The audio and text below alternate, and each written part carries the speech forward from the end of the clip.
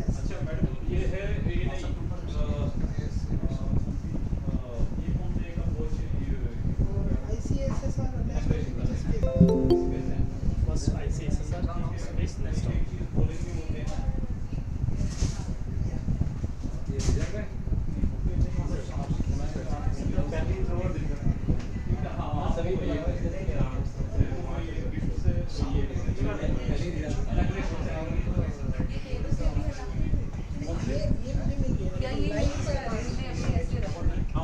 अच्छा इधर ही रखती है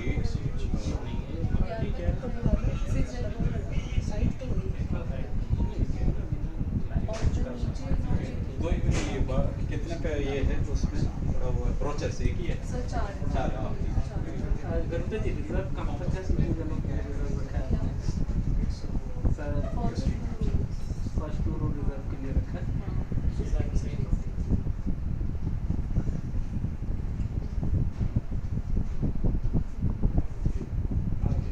फर्स्ट रूल्स पे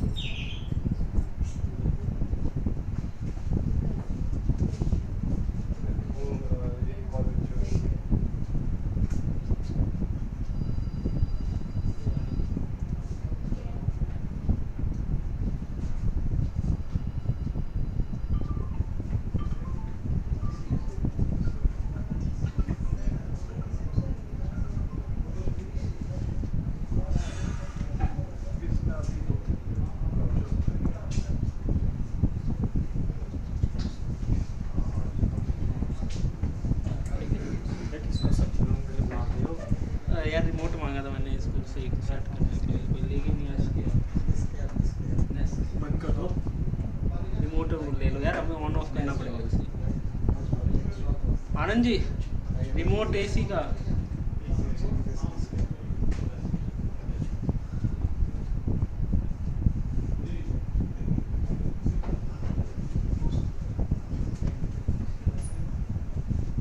रजिस्टर नहीं कर पाया था। कोई बात नहीं। प्रोफेसर धनंजय सर को मैंने मेल किया था तो उन्होंने बोला था मोस्ट वेलकम आप आ सकते हैं। हाँ, आप आ आप सकते मुझे वो मेल जो है या इसका पार्टिसिपेशन भी है क्या मिलेगा सर्टिफिकेट समथिंग? हाँ सर तो हाँ, तो मुझे भी- सर्टिफिकेट हमने ऑन डिमांड रखा है जैसे मीटिंग खत्म होगी हाँ आप को बता दीजिएगा जिनको सर्टिफिकेट चाहिए होगा उनको लेटर हेड पर प्रिंट करके दीजिए ओके थैंक यू।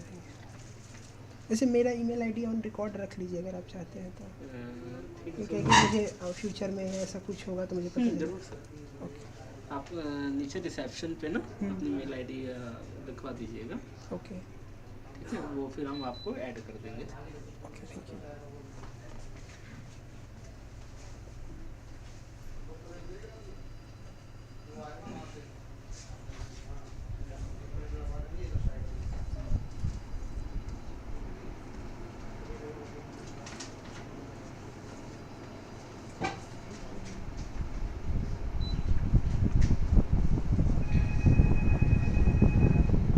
ठीक है वीडियो भाई ऑल ओके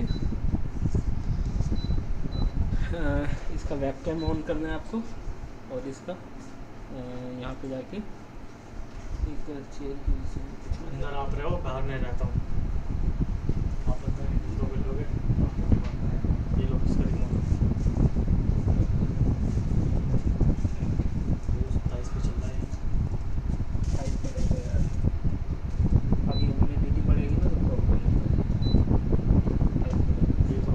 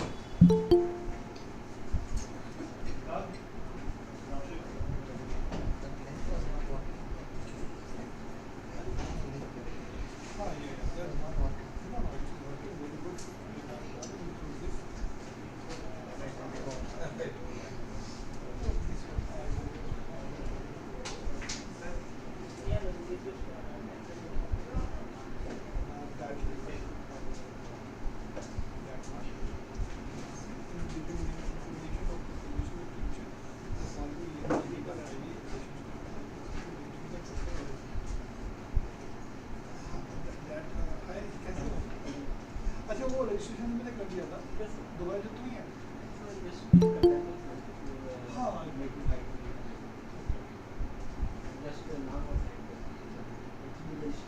अच्छा यार मैं एक बात बोलता हूँ यार मेरा जो मेरा इन्वॉल्वमेंट यहाँ पे है मैंने 2 बार ट्राई किया पैसे जमा करने के लिए साइड में भी प्रॉब्लम है आपका नंबर भी नहीं था 2 बार फेल हो गया आई एम वेरी मुझे शेड माई सेल्फ था वो हो नहीं रहा होगा एक बार देखे ना मुझे पता मैं अभी मेरे पास मतलब कार्ड की डिग्री कार्ड है अभी कर देगा आई मीन यूपीआई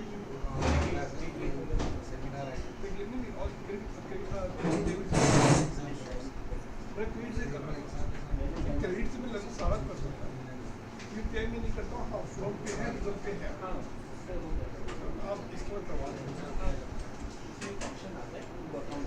अच्छा कभी हमें 1-2 बुक इशू करना तो उसके अकाउंट अलग है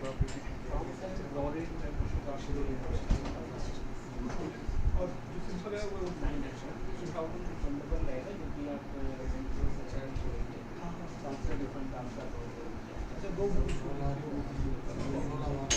आपको नियर आफ्टर 1 ईयर आप हाँ नो प्रॉब्लम पैसे की बात नहीं है कि I just give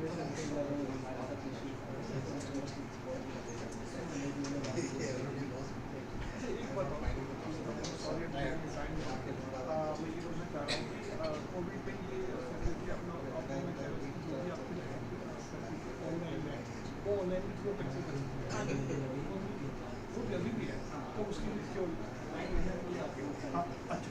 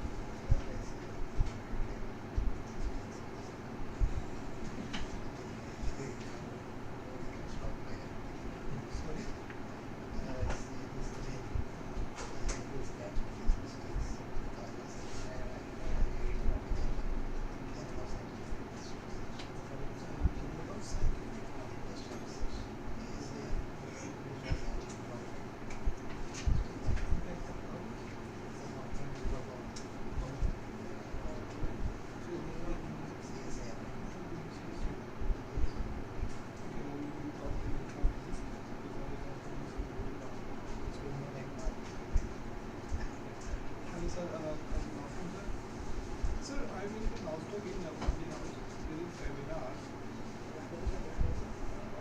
I just going to attend the seminar. After that, I will maybe after 5 o'clock in the Timoti. Sir, but I'm right now not here. I mean, right now not here. Okay, thanks.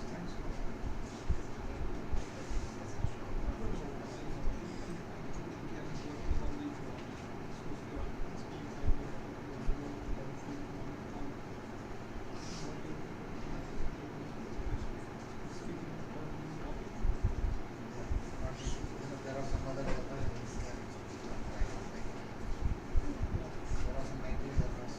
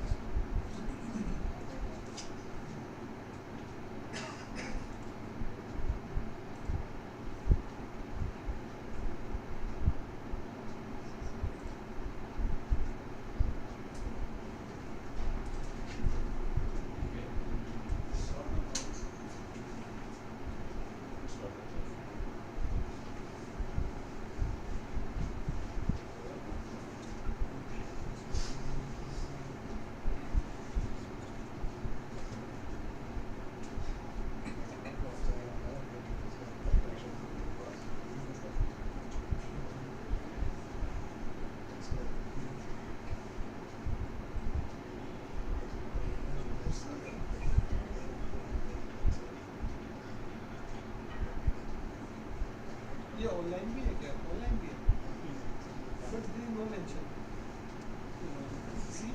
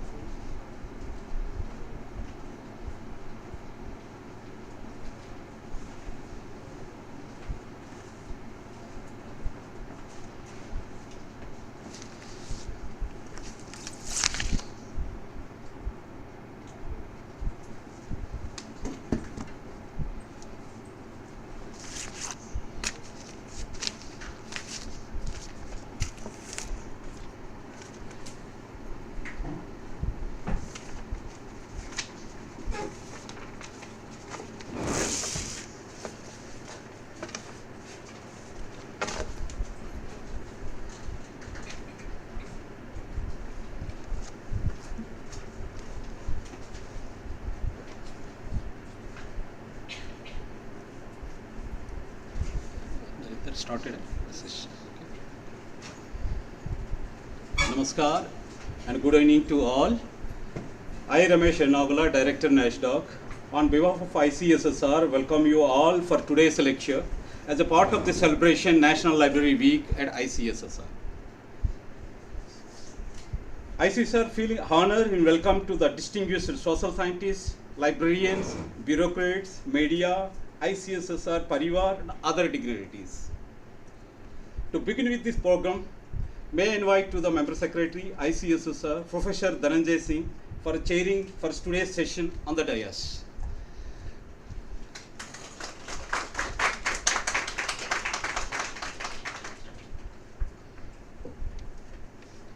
Now I invite today's distinguished speaker, Professor Ramesh C. Gaur, on the dais.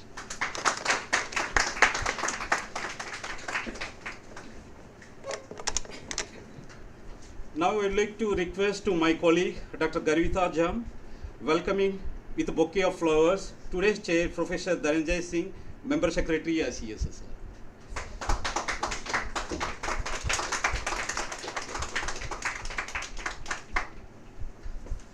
Now I would like to request to our Member Secretary, ICSSR, welcoming with a bouquet of flowers to distinguished speaker, Professor Ramesh Singh.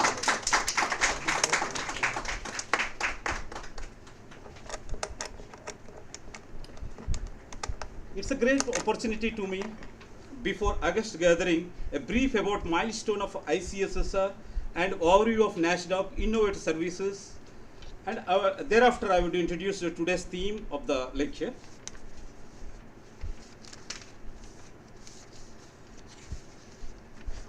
Indian Council of Social Science Research was established in the year of 1969 by the Ministry of Education, Government of India, to promote research in social science in the countries. It has 6 regional centers and 24 grant-in-aid social science research institutions across the country. Some latest glimpse of achievements of ICSSR.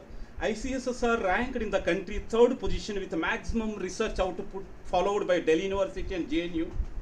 And also it facilitates the country's socio-economic data through ICSSR data center services to more than 5,000 scholars with 5 lakh downloads per annum. And a special cell of research projects, it supported 163 projects on tribal studies and 514 projects on empirical studies on various schemes of Government of India, which has included collaborative and individuals. So these are the small, since time is very limited, we have enough achievements. So I'll go to the NASDAQ activities. The NASDAQ is a constant unit of ICSSR, was established in 1970. Later than 1969 was our ICSSR, 70 was in NASDAQ. It provides a library information support services to the social science research across the country. It is considered to be one of the largest repositories of e-resources in the field of social sciences. And also it is considered one of the largest repository for research reports in the country, social science research reports in the country. So we have recently completed some ICT projects. Those are e-libraries. That's where through Warper online remote access portal for e-resources. So this e-library scholars can access from anywhere at any times. That's we have recently launched. That has been again the Professor Dhananjay Singh was initiated for this project.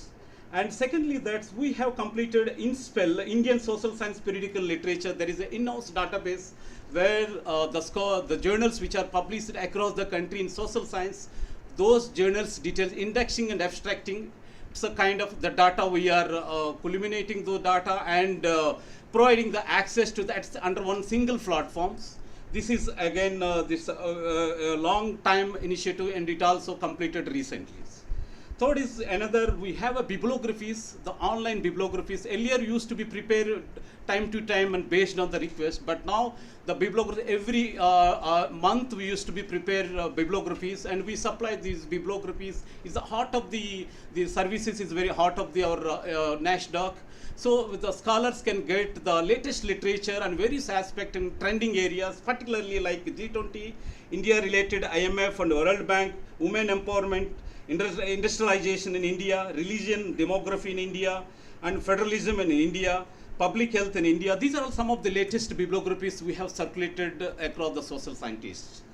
And coming to some of the certain initiatives still is under process, probably in going to be launched by January. We are timeline. That is one, we institutional digital repositories. The NASDAQ has started the digitization since 2018. Now we are going to be completed the digitization, and then that's that repository has been given a name is Sodhanidhi, like Sodhaganga for Influminet, like Sodhanidhi for us.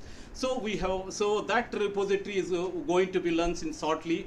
That's around 8,000 research reports, which include the postdoctorals, senior national fellows, senior research projects, senior academic fellows. Their final reports are available. Scholars definitely will be a more fruitful to them. And secondly, we have there is one more project, so that also we're going to be launched shortly, SOCAT, Union Catalog for Social Science Libraries, a number of libraries. We have 24 libraries. We're integrated in one library under one platform. That's we given a name SOCAT, Social Science Catalog. So thereafter, in the second phase, we're going to be extending the other social science libraries. The scholars can access it in single steps. The entire resources will be available. That's also going to be launched very shortly.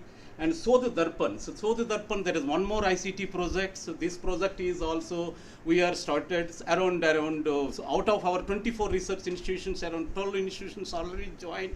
Their faculties who are working in the faculties of our respective research institutions. Those the faculty publications are integrated under one platform. These platform, any scholars can access at one single platform the entire ICSSR research faculties publication at one place, and then they can get not only they can get an idea of which faculty and which scholars are working in which area and all, and many other advantages of these portals. Definitely, it is will have more visibility to the social science. And and fourth in Sodh Sagas, and there is one more project which also we're going to be shortly we're going to be launched. That's also high quality open access e-resources. We have these the resources we have indexed at one place, and those at given at verified resources we have indexed. Those resources can be given at one place, and then that can be that access can be given to the social scientists across the world. So these are the four ICT projects in the process, going to be likely to be launched within a couple of months. And future plans, we are going to have a kind of online portal for all India survey in social science research. Means there are 450 institutions across the country as per our UGC. Annual handbook. So that we have compiled, there are 450 institutions, university departments are working on social science areas. So we are integrating at one portal so that faculties details and program details, their other funding and scholarships and schemes details are all will be available. Another is so far Sodhganga has one platform for entire social science, so entire research output of the thesis and dissertations. This we are planning to be put a gateway for the only one aspect for that's a kind of social science only, the gateway for social science. And secondly, the mobile app we are going to be launched, that also is in the process. And the number of e-resources, as we have a number of e-resources, around 14 database we subscribe, which includes international and national. That also will be enhanced in few months. And subscription to e-newspapers is more vital nowadays. That also we are going to this in the process. And also focusing on the development of Indian knowledge system. IKS is one of the major aspects at present scenarios. On each libraries we are focusing on this IKS. So for our library also focusing to development of Indian knowledge system. These are all small glimpses for NASDAQs.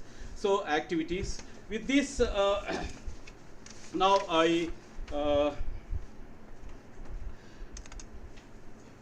Now with this, and I would brief about the theme, today's theme of the lecture.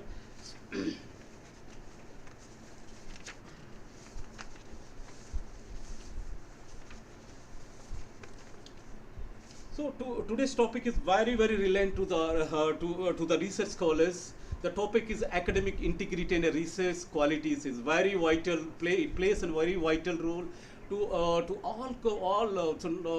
kind of who are doing in a research in their field.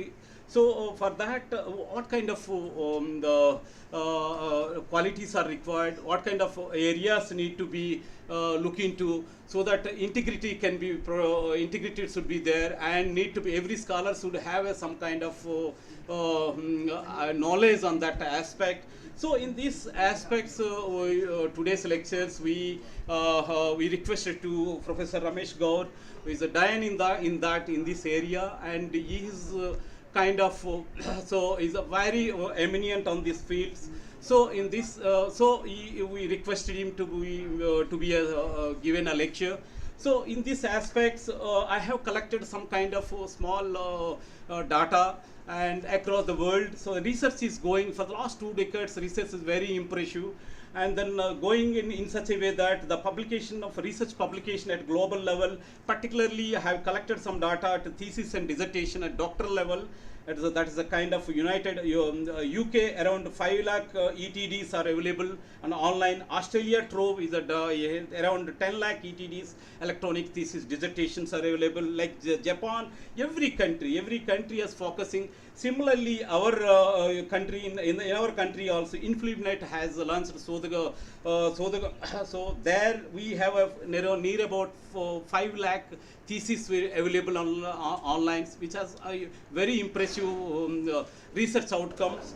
In this line, so I'm sure that by looking into these figures of the data, the research is very progressive. But at the same time, that again one more data I have collected from the studies, Scopus studies. India's research output ranked 11th in the social science in 2013, whereas in 2022 our social science research in India, it became a 4th positions. So you see that the impressive growth of research publication. Similarly, in medicine, agriculture, engineering, in every field, our research is very impressive research outcomes. Therefore, that definitely research is one of the major area in order to be countries development, knowledge economy in every aspect. So, but at the same time, there is some concerns also there. The concerns like the concerns like, according to the International Center for Academic Integrities. Academic integrity is one of the concerns. So, International Center for Academic Integrity 2021, they have given defined that academic integrity is having 6 fundamental values, which includes the honesty, trust, fairness, respect and responsibility and courage. It expresses concerns and academic integrity with a person who uses ChatGPT and other generated AI system generated forms. So when this kind of technology have come, then integrity questions actually. This is one kind of concern, is very alarming in the present scenarios. At the same time, of course, ChatGPT like of tools, the academic institutions are very supportive, because this it gives many benefit of the ChatGPT. It's become an efficient, time saving of carrying of academic activities, task creation, writing to provision of inspiration and ideas. And ChatGPT can help both teachers and students and improve the teaching and learning experience. It definitely it is very helpful in improve the research. But for example, it took this is the ChatGPT in a tool for quick and easy generation of data for many types of research. So very easy when you want to any kind of data while going through ChatGPT. So these are all some of the benefits, but at the same time is concerned is that academic integrity is there. However, the responsible use of ChatGPT academic faces significant challenges, particularly owing to the potential misuses that constitute the threat to academic integrity, and its usage without appropriate acknowledgement is currently not reflected in the academic integrity policies and statement of academic institutions and publishers. So therefore, this is one area so need to be looked into. That in this aspect, Professor Gaur sir will give a very insightful. Today's lecture very fruitful and wonderful lectures you will get. And then at the same time, there is one more concern is also there, and according to BL's list, there were 8,000 predatory journals published in 2014. 2014, 8,000. Now 2022, it became a 15,000 journal. Predatory journals are 15,000. This is again another alarming concern. So these are also two concerns which I have identified from various studies. So I'm sure that today's lecture by Professor Ramesh Gaur would definitely adding the value those who are present, who are viewing YouTube and participate in Google Meet and all. So I once again thanks to Professor Ramesh Gaur sir for accepting our invitation. Thank you so much, sir. And now this is a small area of this brief introduction of our this today's lecture. And then now, now I request to today's chair, Member Secretary Sir ICS Sir Professor Dhananjay Singh to inaugurate the new and enhanced services and also address to the August gatherings. So services, PPT. So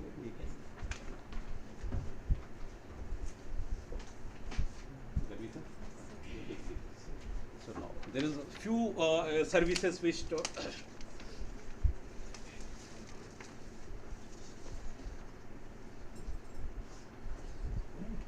this is the brochures which we have prepared, sir. The NASDAQ glance of the NASDAQ activities and all.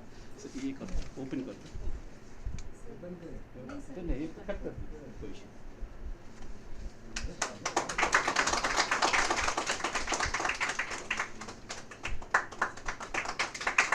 अंदर अंदर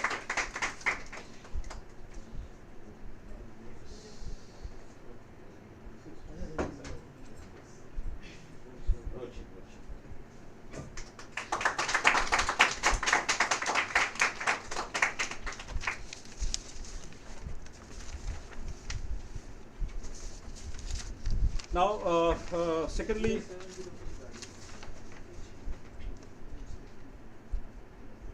there is a Hindi to promotion of the Rajbhasha. We have started in the bibliography the collections of the titles which we are collecting. So there is a bibliography. So that also need to be. I request to the Gaur Sahab to be released that this bibliography in the quarterly Hindi Granth Suchi.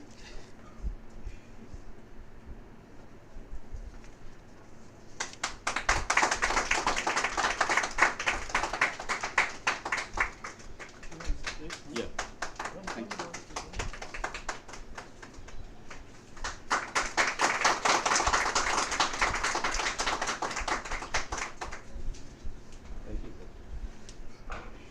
And another, there are two more activities we starting. A dedicated section for Hindi collections. This is the Rajbhasha directions, and it's very essential for each and every library. So there we have in the first floor, PPT कर दीजिए, इधर से कर लेंगे.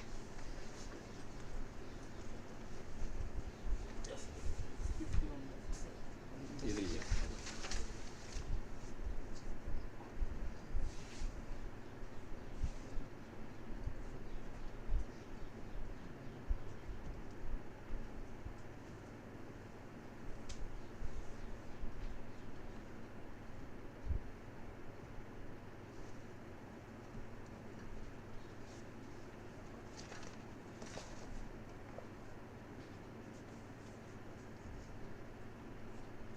This is one services, new services, enabled, self-enabled barcode entry and exit. Earlier used to be manual level entry and all, scholar used to be entry. Now any scholar who visit the libraries, he can go through to his ID card and all. So he can also utilize time saving. It saves the time, and it saves to many aspects for us also. So that also we started started this service, and this is a dedicated section for Hindi collections. This is Hindi purely for one section. Around 700 titles are there, so we have dedicated. This is available at ground floor, sir, the library. Oh, this is a Hindi Granth Suchi, so which we released, and the NASDAQ e-brochure. Right. So with this, these are the activities we enhanced services. Now I request to Professor Dhananjay Singh sir, Member Secretary ICS sir, to give a few message to the August gatherings. Yeah.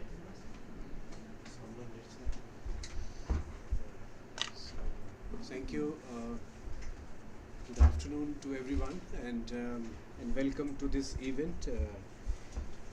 We are celebrating, as you know, at ICSR the Library Week, and libraries, of course, is such an integral part of any scholar's life, any student's life, and therefore we need to celebrate. We need to celebrate also because we need to rethink about our associations with library as time goes on, and who better person than Professor Gaur, who has kindly accepted our invitation to be here and to speak to all of you with the vast experience that he has and his great abilities, of course, his great leadership abilities. I was fortunate to be in JNU. As you know, I'm primarily a professor at JNU, and when the people of distinction with ability and dedication to give a new direction to an institution arrive, then you can see that the changes manifest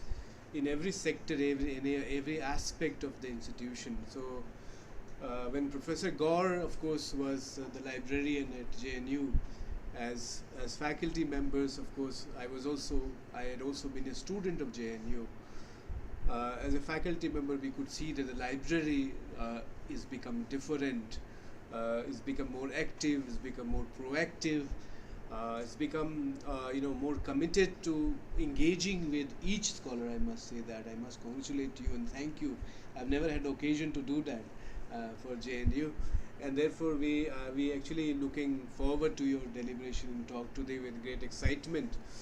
ICSSR, as the director, NASDAQ, Ramesh Yaranagulaji has mentioned, is very important and historically has been a very significant institution in its service to social scientists all across the country, not only all across the country but all across the globe.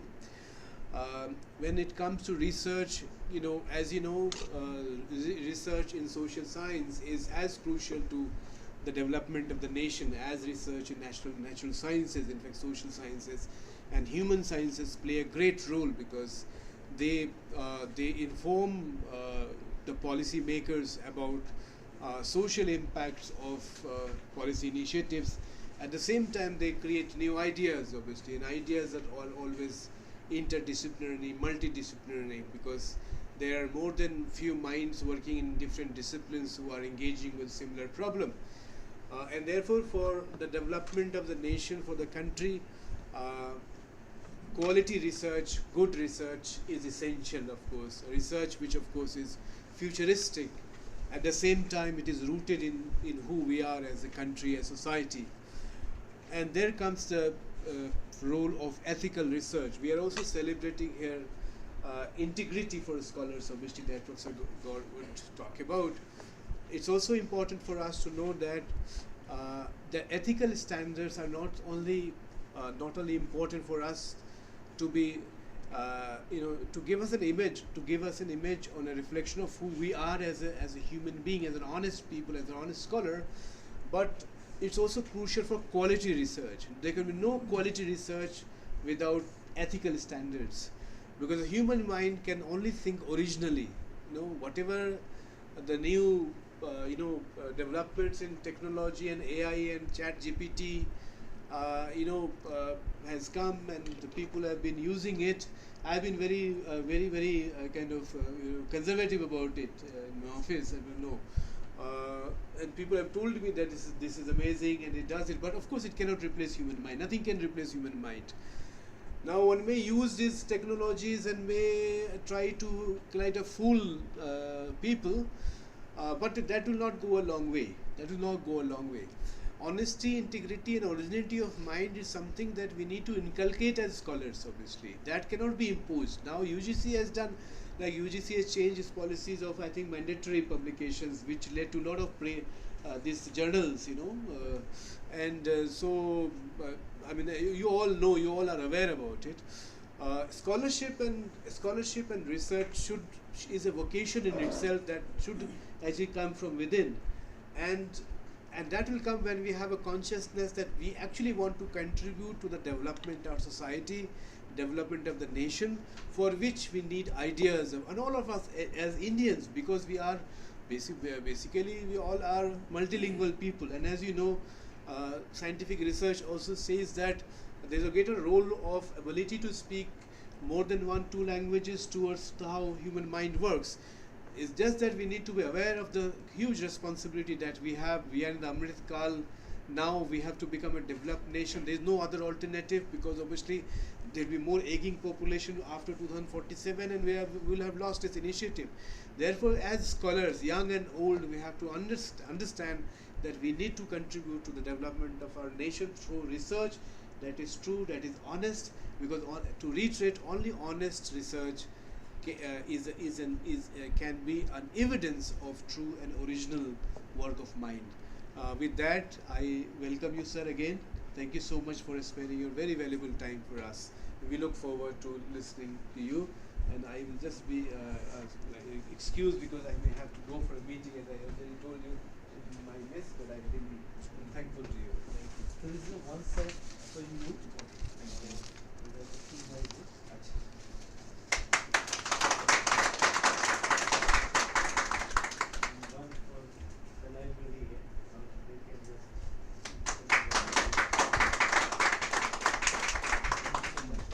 Thank you so much, sir, for your insightful deliberations. Before begin with the lectures, few words about Professor Ramesh Gaur. Professor Ramesh Gaur is a Fulbright scholar, presently Dean, Director, Library and Information Science, Head Kalanidhi Division at IGNC, Indira Gandhi National Center for Arts, the New Delhi Minister of Culture and Government of India. His previous assignments as Acting Director of National School of Drama and JNU, Chief Librarian, Tata Institute of Fundamental Research, CRRI, Management Development, MDI, and IMT Ghaziabad.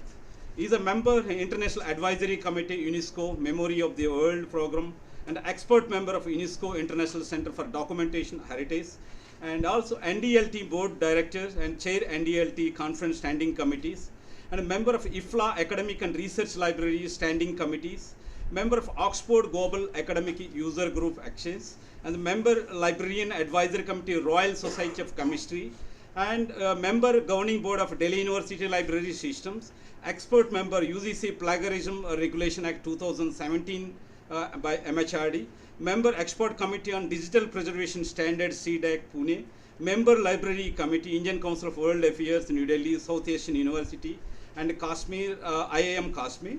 And around 28 years of professional careers, he has published over 70 papers and delivered over 400 lectures, and authored and edited 8 important books in his chosen fields. His latest book title is Mapping of Archives of India, that is just now sir has given a gifted to our library and to member secretary, sir. Professor Gaur has played a pivotal role in creating awareness and educating and imparting training on about research publication ethics, particularly in plagiarism in India. He has conducted and delivered over 100 workshops and invited talks on plagiarism and detections and evidence. Professor Gaur has visited over 24 countries in relation to various assignments like digital libraries and allied areas like USA, UK, France, Russia and Australia, Germany, China and etc. Many. Recently honored with India CSR Dr. Valgha Memorial Award for Innovative Library Services for the promotion of library information science services organized by the CSR network at PhD House. The most published global knowledge management leader in 2020 and a global knowledge by the Global Knowledge Congress and Aishlik SML Ganguly Best Librarian Award for 2007, Satkal Young Librarian Award for in 2009, and Dynamic Librarian by Royal Society of Chemistry in 2017. With this, a few words actually, So I'm so thankful to you, sir, so thankful, and accepting our invitations. Before hand over the lecture to Professor Ramesh Gaur, I just wanted to thanks my my team,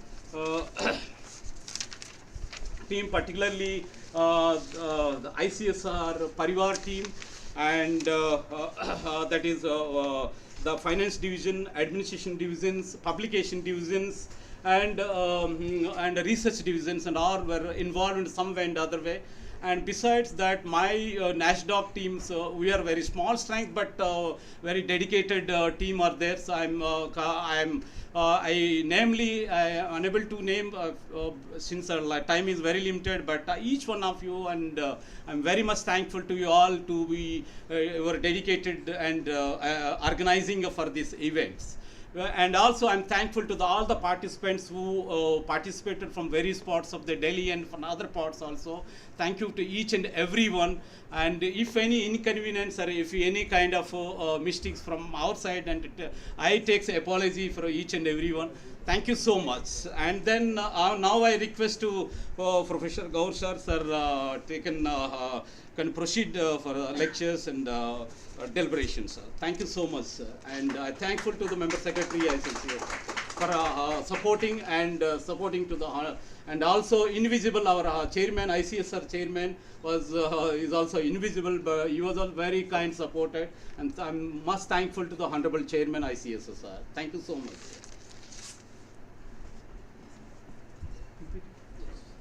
Thank you, Ramesh. Till my PPT is being open.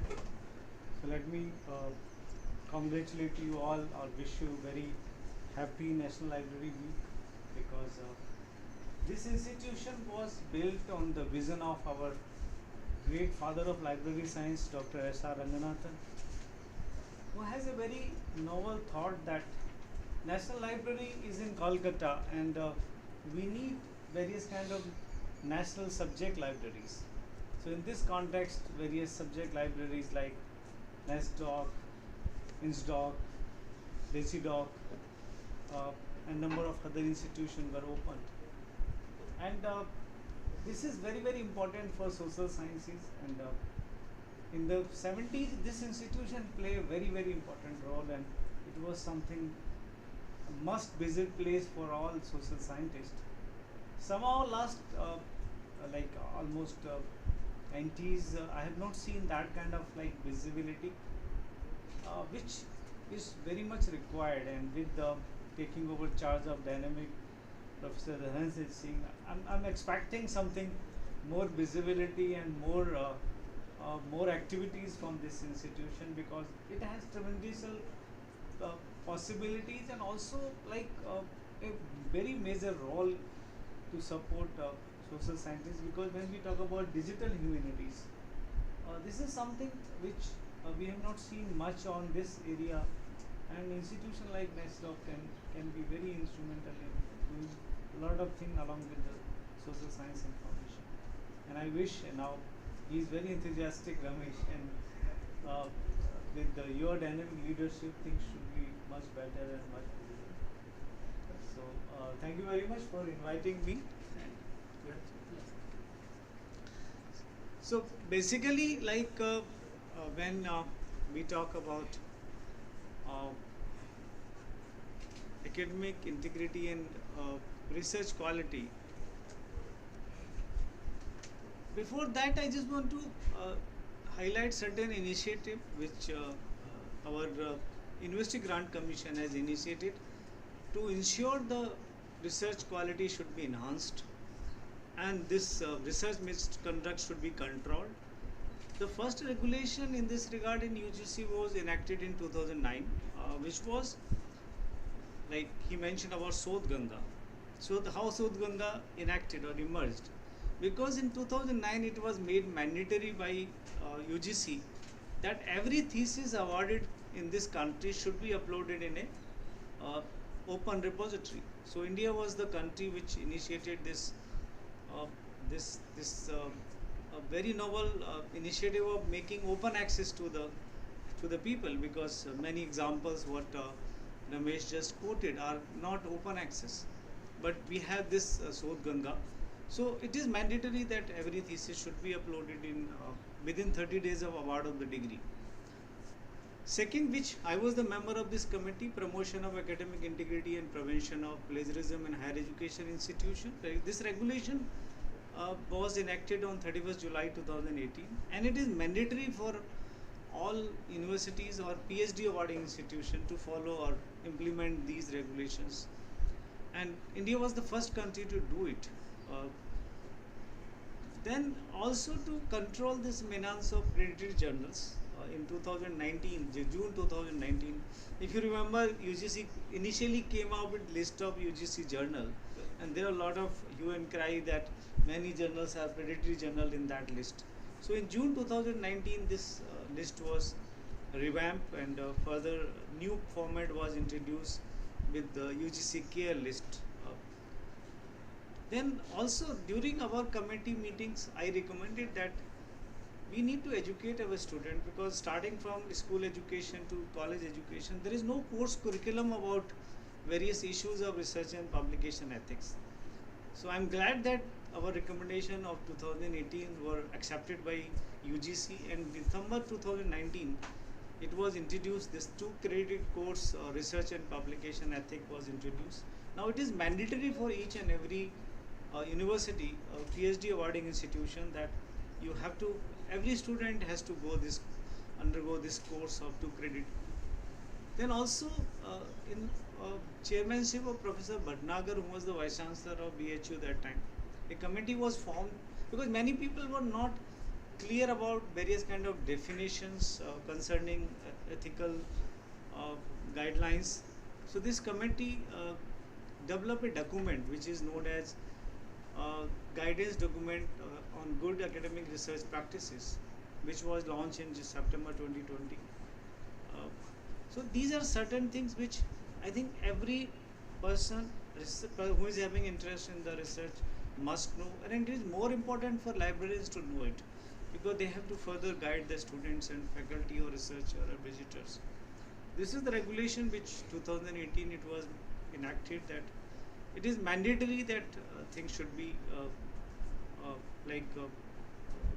first part of the regulation talks about definitions and how to create training on plagiarism and other research misconduct, how to control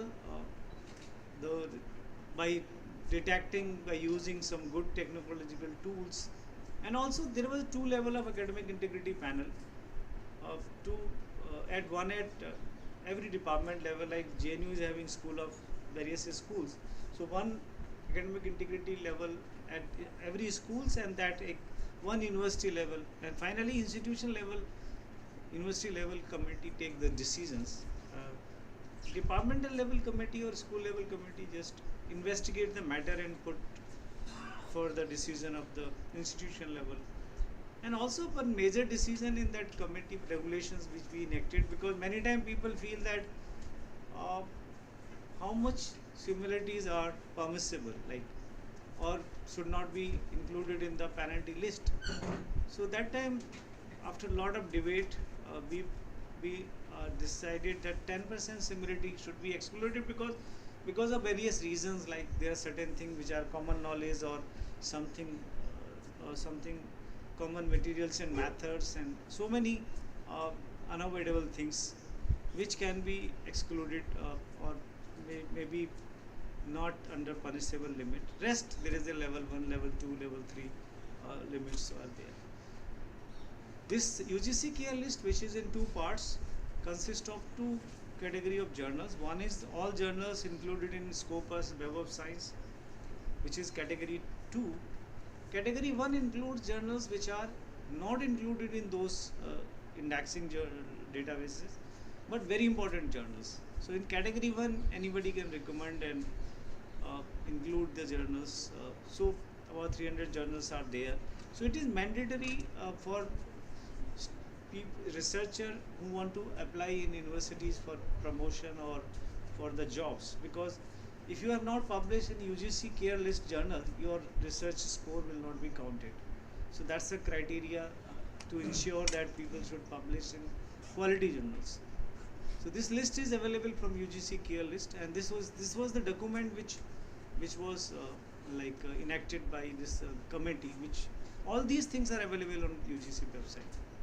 Basically, when we talk about research output of India, in 2009 we were at 11 position.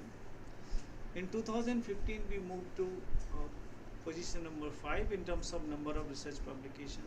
In 2019 remain on 5, but in 2020 we moved to number 4 position. But now if you see, China is still leading, and we are at number 3 as per the current statistics. So see, in last almost 10-15 years, we have enhanced the research output because our academic institutions have increased, our higher education institutions have increased. So definitely we are leader in terms of research output. Having number 3 position is, and I'm sure that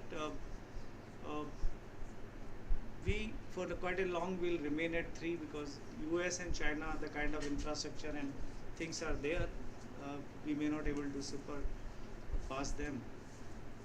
But the real concern what I see is that when we see our citation, average citation score, or the original quality of the research, I think that is, we are not at number 3, because our average citation score, even we are not among the top 10 in Asia, forget about the world. So that is the real concern, that we are publishing lot of research, but the quality of research is somewhere of not that level which other countries are having. So I think that is the reason why we are concerned about it. Another slide which I am showing is that definitely many times people in this current context, we are in a National Library Week, suddenly there is a kind of doubts on the role of the libraries. People are start talking about that we have everything online, what is the need of the libraries? And that's where library things are not being taken in that context. I think somewhere this slide will give them some kind of thoughts that it's not a very new study, it is an old study in 2010.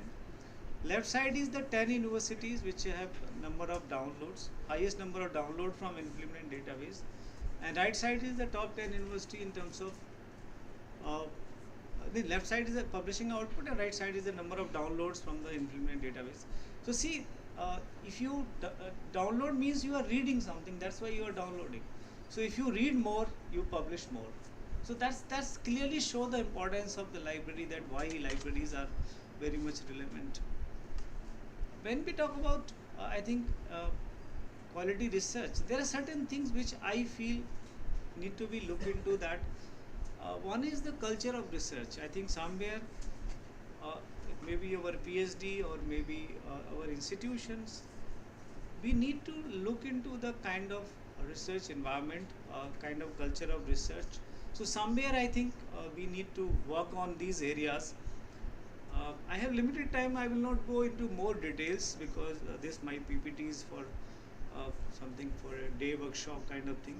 But I will say that we need to work on enhancing the culture of research and also the research environment. We need to really appreciate the researcher. We need to provide better opportunities for collaboration.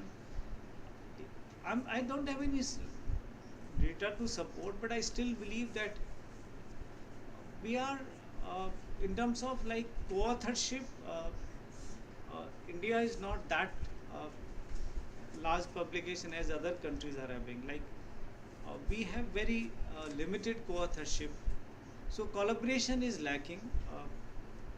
And what is the advantage of collaboration? I can give you an example. During this God particle research, when this Professor Grover was part of the team from TIFR, and then he became Vice Chancellor of Punjab University, and he was the co-author to many papers published on that, and suddenly the ranking of the Punjab University reached at 226 in the world. And it is because of one person, Professor Grover, because he was part of that God particle team, and that during this project the articles were referred by each and everybody. So that's the importance of collaboration. Like if you, and there is a lot of manipulation in collaboration. I remember some university in Gulf countries, they collaborated with some university in USA. I will not name it, but with this collaboration, suddenly the ranking of that university in Gulf country was very high, just because many of the faculty were common and they were jointly publishing papers with that. So I think somewhere this collaboration, and also the very important, like you have to have very good technological support. We are in 21st century and we are in digital age. So now you have to think of e-research rather than just research. We have to think of e-research. So all kind of like tools and technologies are must. We are investing a lot amount on the research, but basically still we are not providing those kind of tools.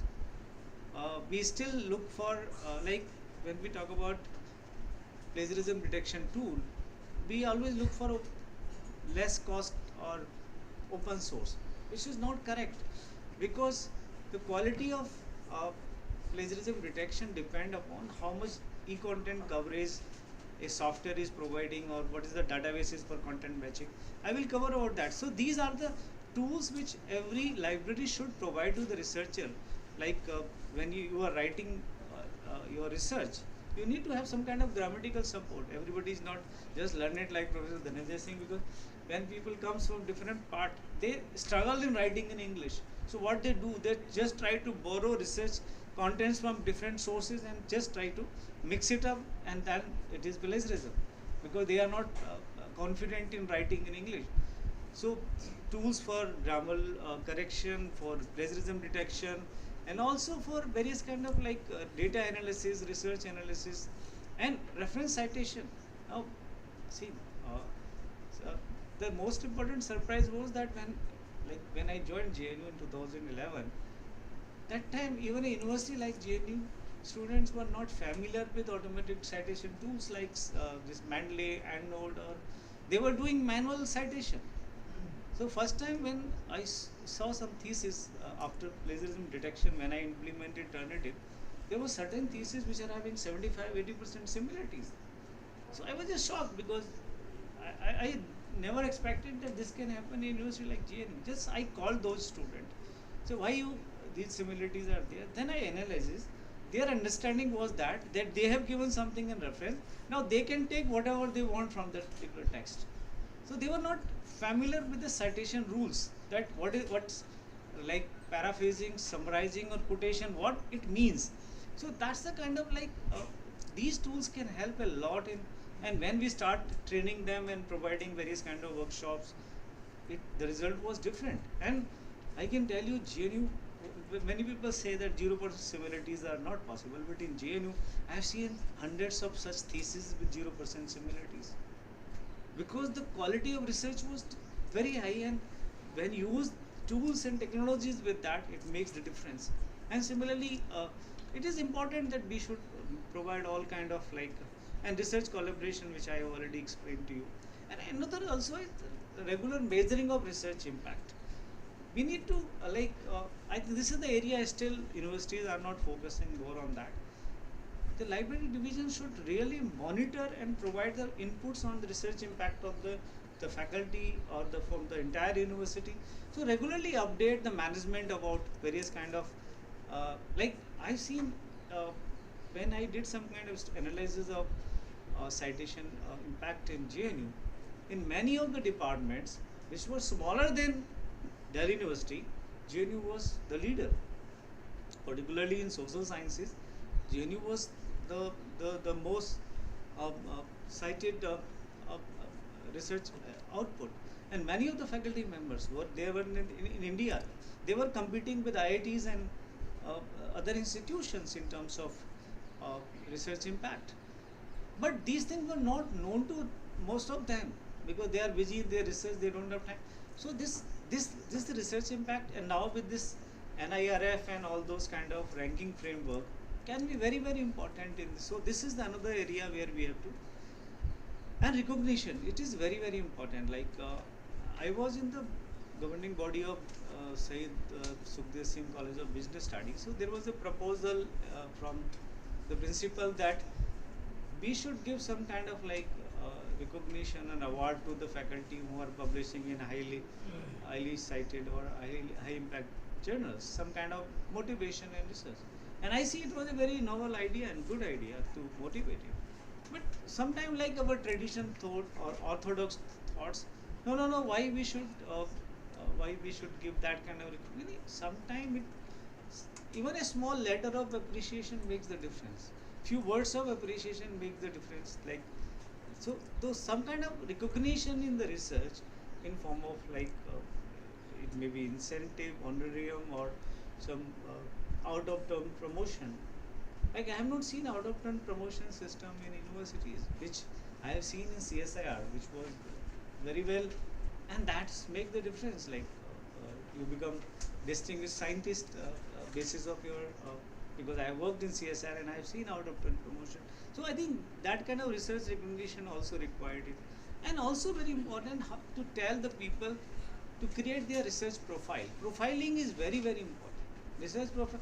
We know Facebook, Twitter, and Instagram, but how many researchers are aware of various kind of like ORCID, ResearchGate, Academia, or Faculty 1000? There are so many tools which help in like creating your research profile, which help you in enhancing the visibility.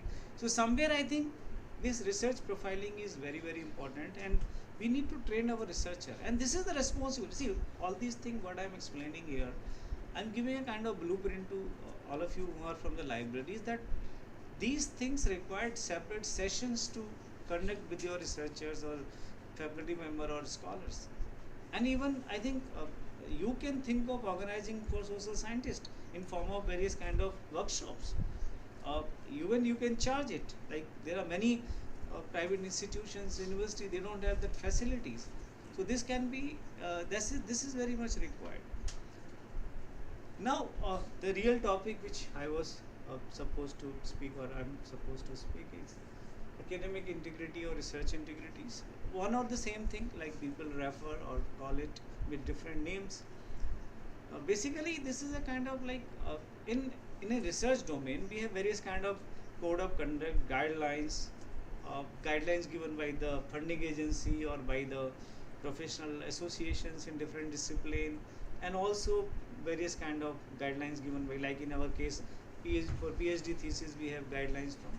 So all these guidelines, code of conduct, regulations which encourage or which enhance the ethical norms or quality of the research. These are definitions available on internet, but I'm just giving simply that we have to understand that academic integrity is everything which guide us to produce a quality research with ethical norms without doing any kind of manipulations or falsification. And this ethical process, there are so many ethics in research. Like when we talk about research ethics, starting from honesty, objectivity, integrity, in the entire process of research, from the project proposal formulation till the final dissemination of result.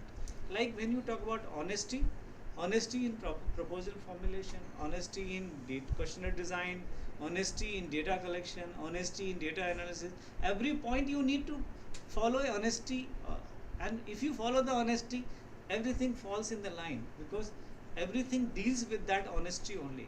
And similarly, like when you talk about the objectivity, integrity, carefulness, openness, reliability, fairness, respect for intellectual property right, use of robust research methodologies, bringing out responsible publication, mentoring high standards of mentorship, and also respect for your colleague, for your student, for your, and another very important thing, responsibility towards society. Like we all have suffered during COVID. If you believe the kind of rumors or like that this COVID virus was leaked from some lab in some country, if this is true, then it is against the society, against the society. So no research is encouraged or being done or should be done which is against the humanity, against the society. So all these ethical norms dealing with animal care, human subject protection. So this is a like huge list of ethics in research. So basically, when we talk about research ethics, it's a very broad topics, and at every point there is certain kind of guidelines provided for each and every component. But today I'm just going to focus only on one component, like ethics required when you publish an article, because it is not possible to cover everything in one talk. So at the time of the publishing your article, what kind of ethics are required, what ethics to be followed, and generally we call it research publication ethics. It is also when we talk about various kind of errors in this, we call it research misconduct or scientific misconduct. So all kind of those set rules which are required to be followed or required to be adopted by the authors, editors and reviewers to protect integrity of the particular publishing record based on consensus, ensure the integrity of the scientific record, ensure the readers can trust you what they do. Simply it may be co-authorship, it may be peer review system, it may be any kind of conflict of interest, it may be various kind of permission, licensing policies, all kind of animal subjects or human subject. So when you are publishing a article, so simply speaking, when you publish an article, readers should know what are your original ideas and what you have borrowed from other sources. So that kind of differentiation, that kind of distinction is simply required. Rest, and in that process, whatever rules to be followed, simply those comes under research and publication ethics. Let's don't confuse with this intellectual property rights, because plagiarism has nothing to do with this. These are the separate set of things. All these copyright, patent, trademark, trade secret, layout, this is nothing to do with. So there is a difference between copyright and plagiarism. Copyright is about protecting rights of the author. Plagiarism is to give credit to author for his work, what you are using in your own research paper. Plagiarism is basically a kind of ethical norms.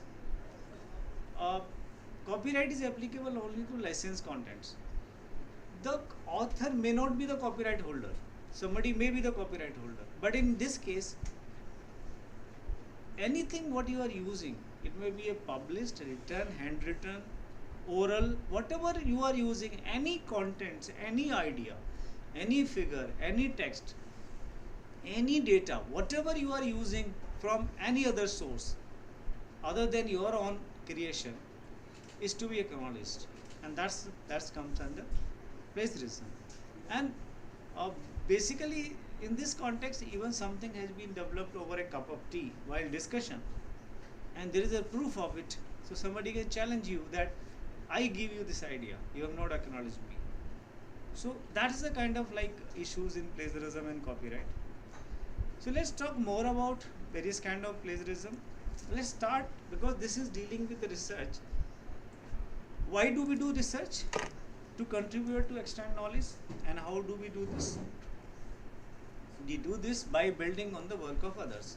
Means no research is possible without referring existing knowledge. Nobody can do research without reading an article, book or journal or any kind of contents. You have to update, you have to know what is the current status. So first thing what is required? Literature review, to know the current status of the subject. So in this context there is no, so when you are reading something, there is no issue. You can read as much as you want, and you must read, because without reading you cannot enhance your knowledge. So at the time of the reading there is no issue. Issue comes when you start writing your research. When you are making a thesis, you are writing a research article, you are writing a book, or you are writing any kind of monograph or any kind of piece of research or any kind of writing, maybe newspaper writing or anything.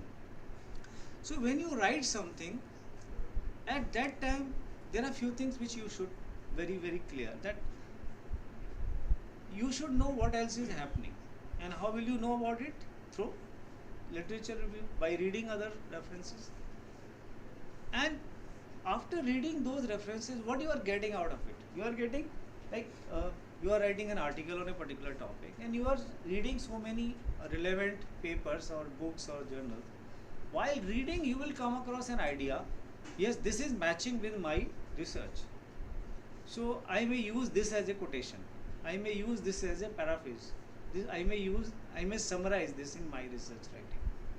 So while reading, you will get an idea, and then you understand how my work fits in it. Sometimes you want to give some kind of connection between your research and the existing status of the research. Sometimes you want to give a justification. You have said something, now you want to justify that. So you need an argument to justify it, and how you use it by taking from the sources. So when you write any piece of paper, it has two things. One is your own original idea, and other you have borrowed from somewhere. It may be idea, it may be text, data, anything. So when you are writing a report, you have to make a clear distinction between your original ideas, what is your opinion about others, the claims of others you are reporting, and what is actually said by others. And this work can be ideas, description, research, data, opinions, pictures, figures, table, etc. Published, not unpublished, oral, whatever format. There is no restriction because idea can be in any form. It may be in form of manuscripts also. And why this distinction is necessary? Because every report you write will necessarily be a description of your own novel research.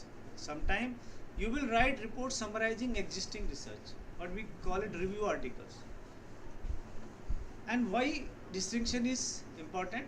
That a reader, examiner, reviewer should know that what you have written, what are your original idea and what idea you have borrowed from somewhere else.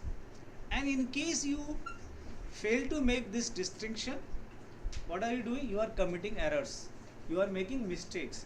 And these errors are known as research or scientific misconducts. Misconduct means fabrication, falsification, plagiarism, or any other practice that seriously deviates from practices commonly accepted in the discipline or in the academic and research communities, generally in proposing, performing, reviewing, or reporting research and creative activities. Now let's understand these misconduct one by one. Fabrication. Fabrication is an intentional act of making up data, means fake data. In the social sciences, a researcher, interviewer completing a questionnaire for a fictitious subject that was never interviewed. In the biological sciences, the creation of a data set for an experiment that was never actually conducted. So fabrication is a kind of academic fraud. It is an intentional act of plagiarism. Person knows it is wrong, even then person is doing it. Just no original research, only fake or fictitious data. That is called fabrication. And second is falsification. Falsification is kind of manipulation. Like there's some original data, but it is being manipulated to get some desired result. So manipulation of research materials, equipment or processes, or changing or omitting, suppressing data or research without scientific or statistical justification, such that the research is not accurately represented in the research record. This would include the misrepresentation of the uncertainty during the statistical analysis in the data, like alteration of data to render a modification of the variances in the data, falsification of dates and experimental. There are a number of examples. Anyone who is interested in this can take my PPT from Ramesh, and also I have a YouTube channel, Professor Ramesh C. Gaur. Hundreds of my such talks are available there. So you can here time is limited, so I'm just trying to give you overview. So falsification is a kind of manipulation in research. Then comes the plagiarism. Plagiarism can be intentional, can be unintentional, accidental. So basically plagiarism is something like you are borrowing an idea or text from some source, you are using in your writings, but you are not acknowledging the author, the original creator of that source. So plagiarism can, like I have explained you, fabrication and falsification, these are intentional act. Well, the person knows it is wrong, even then person is doing. Now there may be something called unintentional or accidental. You don't want to do plagiarism, but it is happening because you are not fully aware of it. You are not fully knowledgeable about it. Like using minimal or careless paraphrasing, failing to cite properly, quoting excessively. Like we use quotations, paraphrasing, summarizing, but sometimes we found that our contents, there are 40% contents are from the quotations only. Do you think it's the original article? Not at all. So we have to ensure that quotation should not exceed 15% of your total text. The quality of, like, if it is social sciences, it can be little increased, but it should not go beyond 25% in any case. Otherwise, it is not considered a good article. You will not be punished for it. In this case, you will not be punished for it, but your article may be rejected. Then comes like failing to use your own voice to present information or ideas, may not know how to take note properly, unfamiliar with international style of documentation. Many times you don't know like how to do citations. So you are like, I give an example of that JNU that there was 75% similarities, and it is because the scholar was in understanding that I have given a reference in the list. Now I can use whatever I want from the text, which is not true, because when you give a reference, there are only 3 ways to use quotation: paraphrasing, summarizing, and quotation. There is no other way. So you have, and there are rules for that. I will explain it later. So accidental is something you don't want to do it, but it is happening because you are not familiar with the rules. Okay. Then self-plagiarism. Self-plagiarism, many people believe that it is my article, it is my book, I can use whatever I want. This is not true. Your publication, it may be a book, it may be an article, it may be a research paper or monograph, it is also a reference. And all rules of referencing applies to your publication also. There is only one exception. If you are a PhD student and if you have published few articles during the period of the research on the topic of the research and you are the first author, then you can include those articles in thesis. But if you want to convert that thesis into book, you have to remove those articles, because in book it is not allowed. It is allowed only in summation of thesis, because thesis is considered a document for in-house use, not a public domain document. It become a public domain document when you publish as a book. Till thesis remain in your library or on Shodhganga in thesis format, it is not a public document. And any similarity to that thesis of yours will not be count similarities. Like you are submitting an article in Elsevier and your thesis is having that full text already there. If there is any similarities, it will not be considered plagiarism, because you have not published any article out of that. But if it is become a book, any similarity to that will be considered plagiarism, because thesis is not a public document, book is there. So just repeat again one time. In your thesis or they are not part of the article. Thesis still remain in the thesis format. It may be in your library, it may be with you, it may be on Shodhganga or any repository, any internet. Any similarity to that will not be considered plagiarism, because thesis is considered a in-house document. It is for the award. It is in the partial requirement of the award of the PhD degree. It is not a public document. But someone is using misuse kind of thing. That is If another thing. that person is using, then it will be considered similarities. In your case, this I am saying in your case, if you are submitting an article and there is a 100% similarities to your thesis from your article, it will not be a plagiarism. But if suppose somebody else is doing it, then it will be plagiarism. It is, That thing is detected by tool. yes, automatically detectable. UGC has also clarified on that self-plagiarism is also plagiarism, or any kind of reusing paper, or any kind of dividing into pieces, or salami slicing. All this is considered self-plagiarism. Now, when we talk about plagiarism, it is considered minor plagiarism or major plagiarism.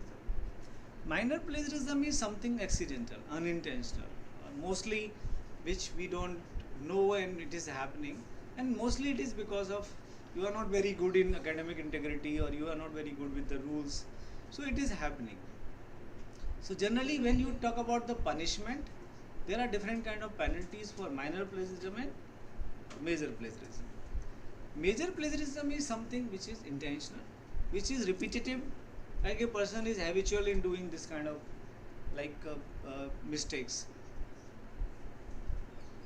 There are some other unethical guidelines, like many people they put anybody as a co-author. The person has something to do or no. I received so many requests from young authors, researchers, that we would like to include you as a co-author. Now, what is their advantage? Because they want to use my authority, my name. Because they know if my name is there, paper will be easily accepted.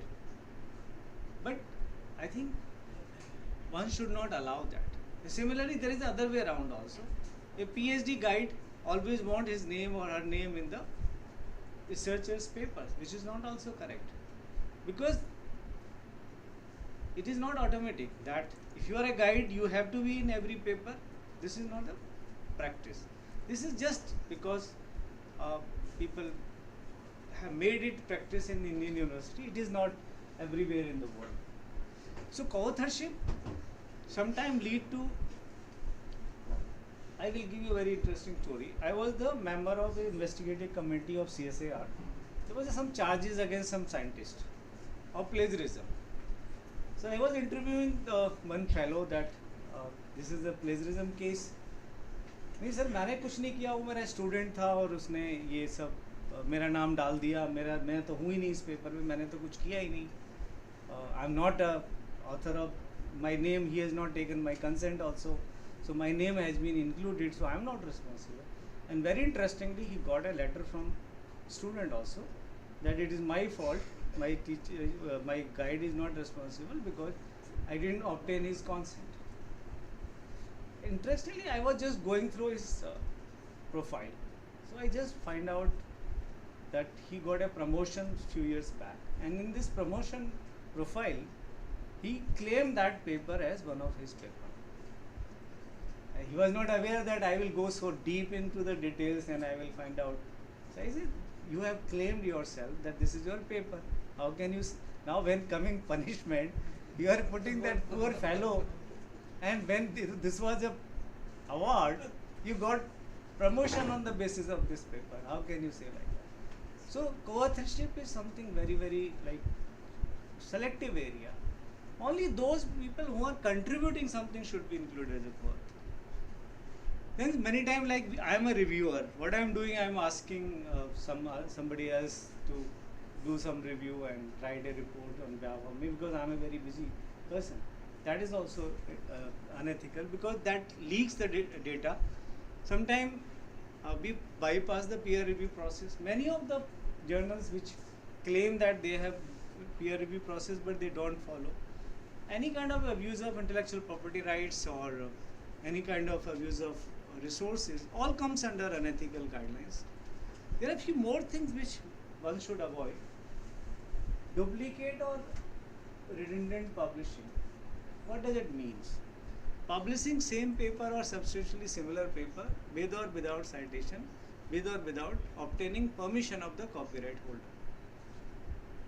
Most of us do this kind of mistake, intentionally or unintentionally, both way, because we are not aware that this is unethical. So we have to remember that once we have published a paper in any document, the same paper by changing title or something should not be published. that is unethical.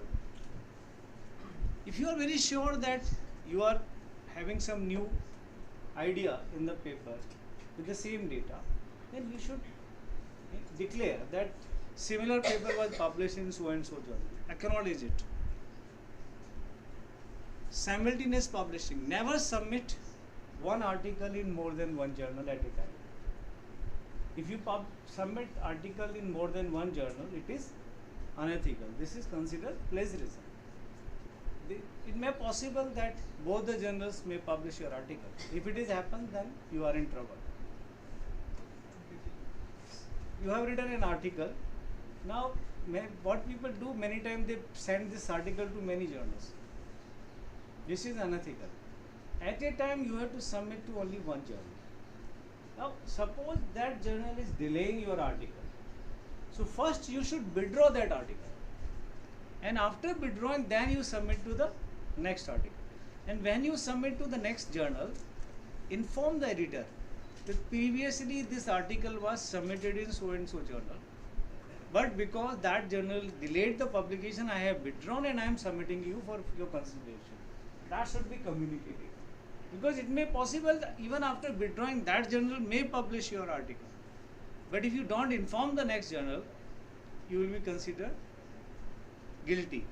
But if you inform the next editor that previously it was published and I have withdrawn, even if that journal publish your article, you are not at fault. Because there are some cases where, because in India I have been in so many investigation committees, and because of me, many people have lost their jobs also. So, somewhere I am culprit also for that. So this is a very, very clear thing. Salami slicing or salami publication. Like, we did some research and we used that data for publishing for an article. But many people, what do they? With the same data, they divide it into pieces and publish many articles just to increase the count, number of papers. Topic is same, data is same, only thing they are publishing more articles. There was a case, one scientist submitted 2 articles using the same data in 2 Elsevier science journals, same time. The contents were entirely different, only data was same. One paper was accepted, second was under review. So because Elsevier is having some internal database which they verified the data, and they came to know that similar data has already been accepted in another paper.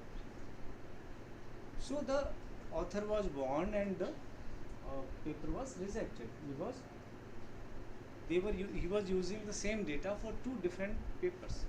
Now, what is the right way? And this male publisher complained to the institution, and institution formed a committee, and I was interviewing that person. So I asked him that why you did this. First, you should have published the first paper, and after publishing that first paper, by quoting and referencing the data of that paper, you should have written a fresh article. That will be the right approach. He says, sir, I am not aware of this process. This is the first time somebody is telling me this. Yes, it was true. It is not his fault because he was never educated about this kind of thing. And this is the real issue when certain kind of, like recently you might have come across a news, many IIT articles have been retracted. Many articles of professors of IITs have been retracted. Retracted means after publishing, paper has been found plagiarized, so it calls retraction. Now, most of these cases are use of images without proper permission or proper referencing. Most they have not plagiarized the contents in that content, but they have not taken permission or they have not properly connected the original creator of that particular. Sir, I have a question here. Many times you publish for Spencer and Rally, they are asking you have used this contact. It's good to take the permission. How can possible, because all of lot of data is all available in the public domain. This is a very, very important point. Please remember, whatever is available in public domain doesn't mean that you have right to reuse it.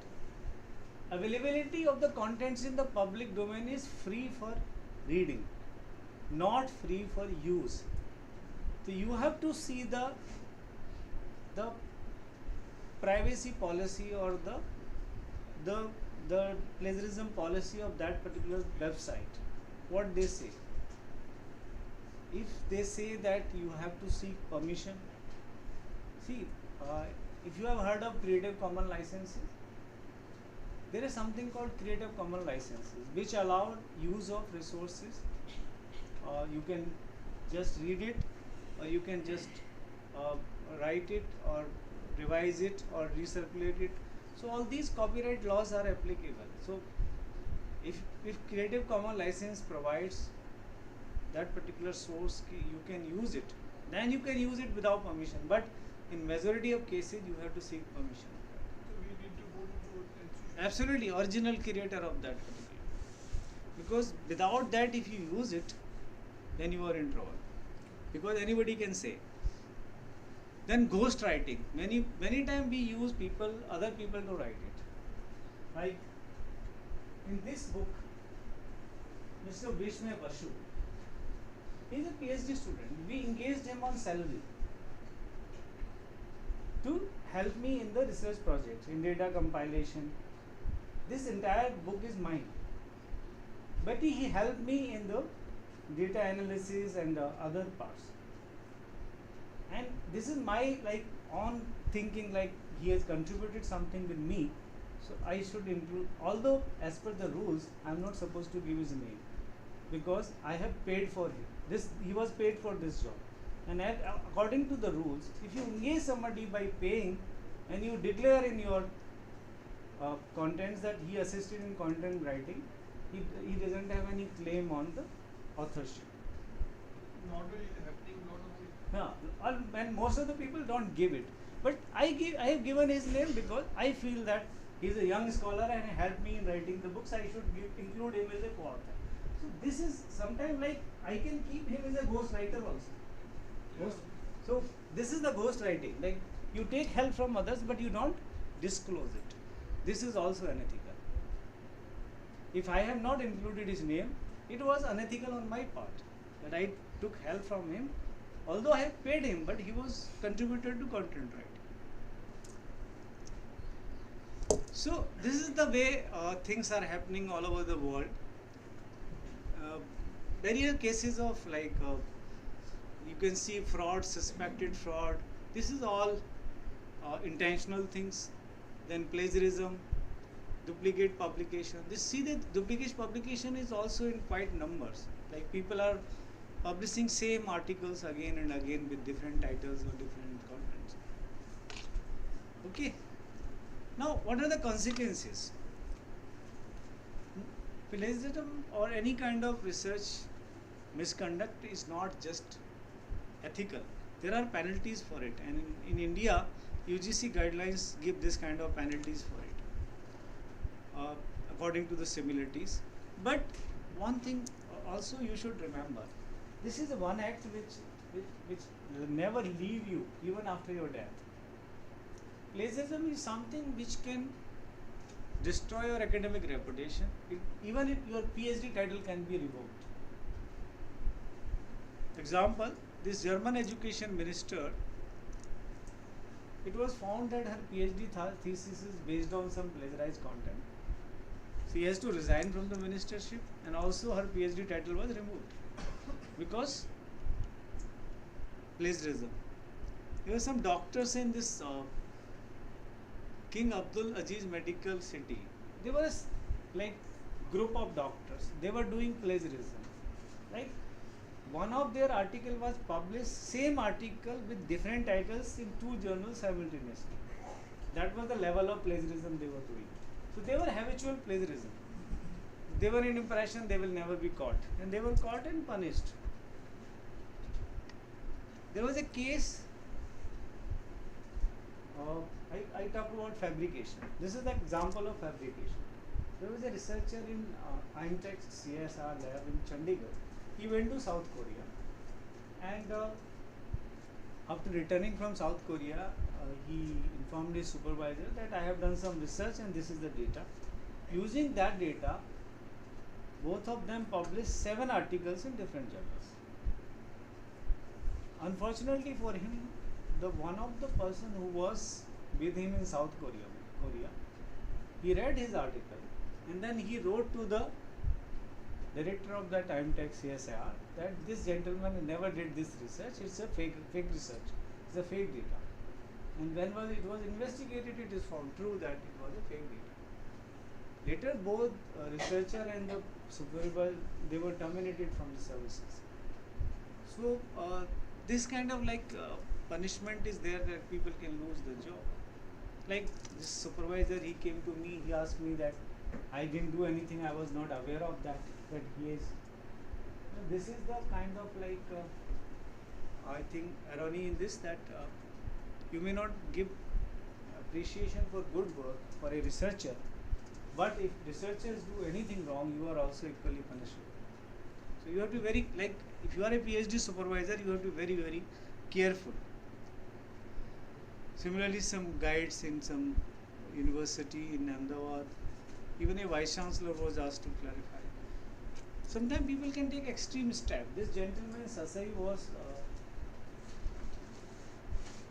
co-author in one paper with 11 authors and another 8 authors. Both the papers were retracted. And then in disgrace, he committed suicide. Now, he may not be wrong. Maybe somebody from 11 author may have done something wrong. Because if he committed suicide, most probably he may not be the wrong person. Similarly, in Gujarat, this Veer Narmad, South Gujarat University, one girl who did MPhil, somebody complained that it is based on plagiarized content. So a committee was formed that she has used plagiarized content. When committee was investigating during that period, she committed suicide. So this plagiarism can take lives. So this is a very, very, so actually we have to educate our researcher or those who are doing research that it is in your interest to not to do plagiarism, because ultimately you are the sufferer. For time being, you may be awarded or maybe you getting degree, but in later any time you are in a kind of constant tension that if somebody knows, then you will be punished for it, and entire academic reputation is gone. So what publishers do when it is found that it is a plagiarism? There is a committee on publication ethics which was established in 1997. There are more than 10,000 members of this committee now, and now it has become a kind of benchmark.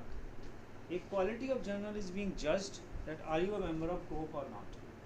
Editor's quality is being judged, that are you a member of COPE or not.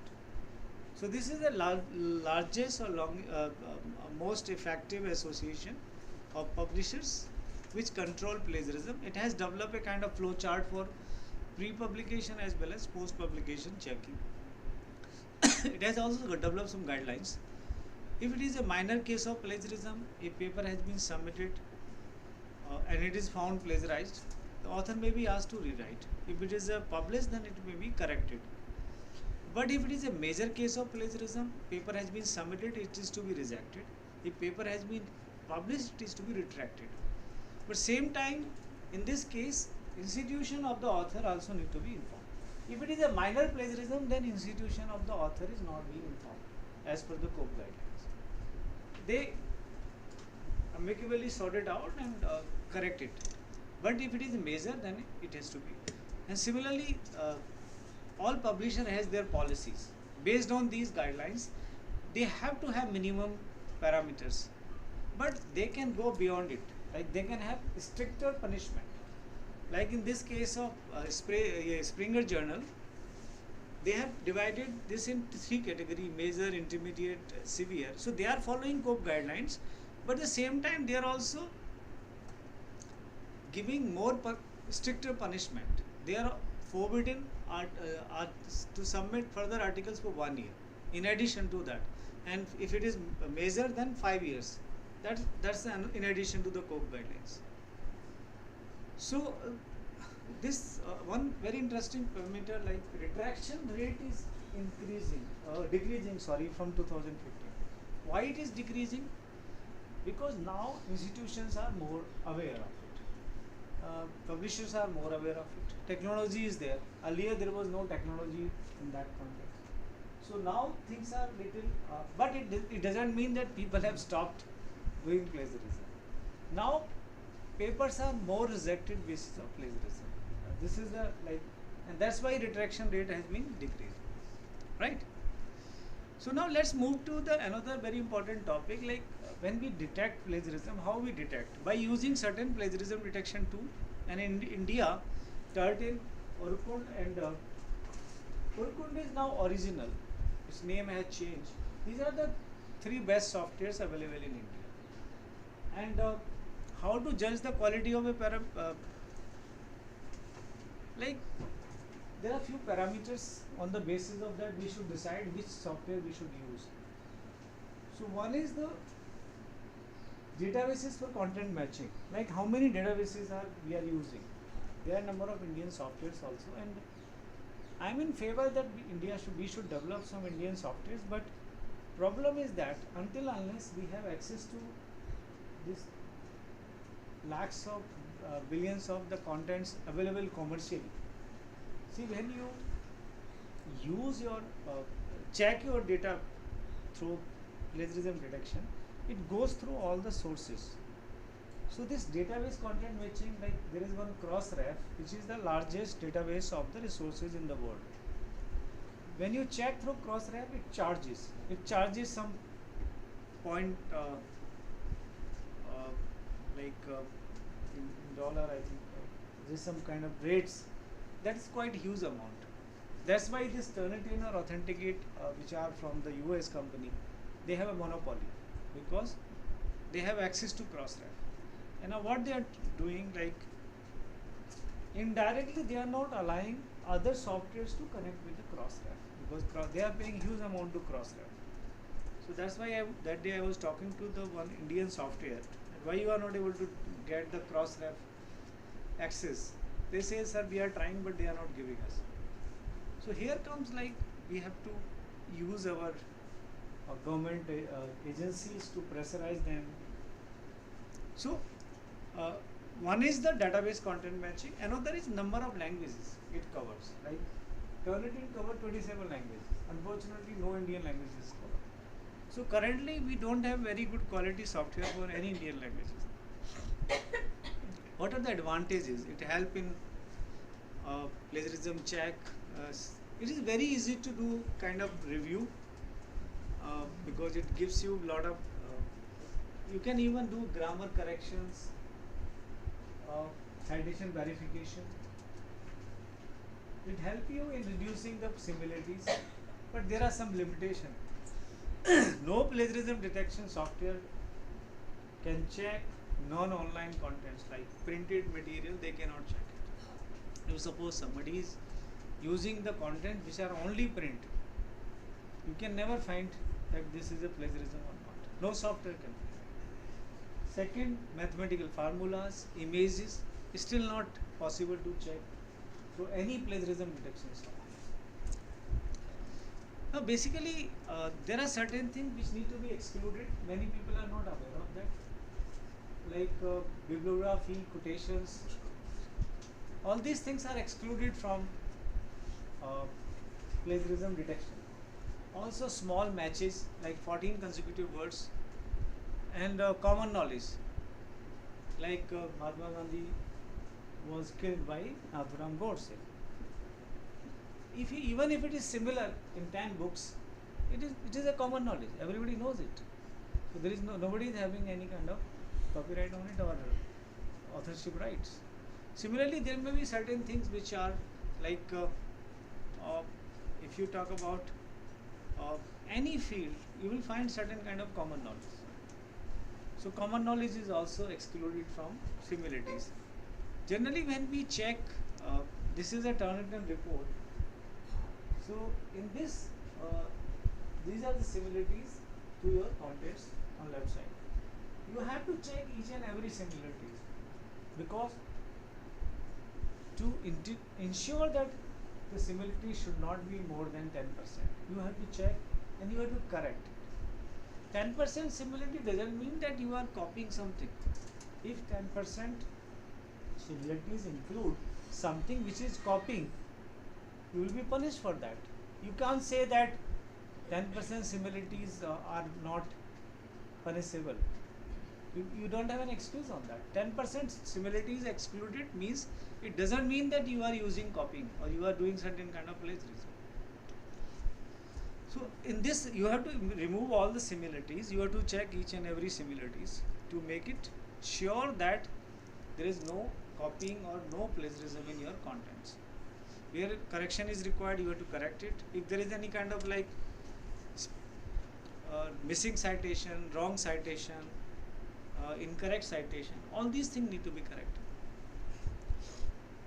So you have to try to get 0% similarities, but if it is not possible, then you should not have more than 10% similarities, right? Now, how to avoid plagiarism? Simply be honest in writing. Basically, you have to read the guidelines carefully. You have to understand what is plagiarism. You have to develop various kind of guidelines. You have to study guidelines, and you must be know how to use like all these kind of tools. Tools for citation, tools for plagiarism detection, tools for grammar corrections. So you have to prepare yourself, and also you need to have account in like ORCID. ORCID is a kind of like free database. You have to register, and what number of advantages. It help you in enhancing visibility of your research profile. Most of the publishers are connected with ORCID. Suppose you have put your profile on ORCID. You just provide access to ORCID number. Your publisher will see the profile from the ORCID. You need not to provide them again. And also, it help like for particularly in case of female. Before marriage, you have some surname, and after marriage, surname change. So, if you have ORCID number, your citation will go to you only. Otherwise, surname change, citation may be gone to different persons. Similarly, you are working today. You are working in ICSR. Tomorrow, you go to some other ICCR, some other institution. So your affiliation, whatever affiliation citation, will remain with ICSR if you don't have ORCID ID. Otherwise, you will be having two different types of citation. One set of citation with ICSR affiliation, another set of with the other new institution. So it also take there are number of advantages of ORCID. So if you are a researcher, you must have an account in ORCID. And many times, like we are using certain material, but we don't have it in library. These are the databases which free. You have to just register yourself, and you can have access to those articles. You can also upload your articles. Many people will read it and give you. Nowadays, there is something called Altmetrics. What is Altmetrics? There are different type of citations, like Scopus or Web of Science uses. But now, using your contents on other platform, different citations have been generated. We call it Altmetrics, other than the regular citations. So, research is the search for new knowledge, and it is thus distinct from the routine application of known result. Re in the search is the kind of misnomer. So, search become very important. But do you know when you search on Google, you are just able to search only 15 to 20% web contents. From Google, you cannot search 80 to 85% web contents, and many people are not aware of it. When they are searching on Google, they feel that everything is being searched because Google doesn't index it. Another problem, when you search on Google, the first result in the relevancy ranking may not be the right result, may not be the best what you are looking for, because Google is having number of ways to manipulate ranking. Like you can make something coming on the first ranking by manipulating. Similarly, if you are paying to Google, your result will be ranked higher. So never trust relevancy ranking in the Google. And another important thing is that anybody can put anything on internet. Google never give you some kind of certification this is authenticated or not. Google just show you the result. It will never tell you what is wrong, what is right. So that's the reason that your best source for research information is the library. Because in library acquire only the peer-reviewed based contents which are authenticated, which are published by the eminent researcher. Because when we pay something, see, we value the matter cost of that because we ask several questions before buying anything. But in something is available free, we never ask any question. It is available free. So that's why never search on Google. If you have to search content, then there is another thing called deep web search. My full talk is available on my YouTube channel on deep web search. What is deep web search? What are the different kind of deep web search engines?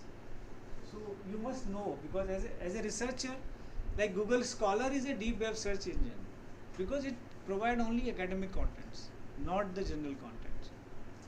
Right? So first thing, you should know how to search. See, becoming a good searcher, you become researcher. So first step in the research is the search. So now the important thing, you are writing a paper. You have read so many articles, books, journals, thesis. Now when you are writing your research report or thesis or article, how to integrate those ideas and text in your writing. So when you are integrating your ideas, you have to really very careful, because you have to understand what is the role of that source in your paper. Why you are using that content? What you are using idea? Is it relevant to your contents? Is it something which is part of your assignment instruction? Is it providing some background information? So before using any, see, we don't use quotation just to increase the number of words. We only use it is giving value to our content. And most of the cases, that is the unfortunate part, that most of our researchers just add references after writing the paper, just to make formalities to complete the process. I remember one professor called me that I have written this article. Now as per the requirement of the journal, I have to give some reference list. So can you send me some references to include in that?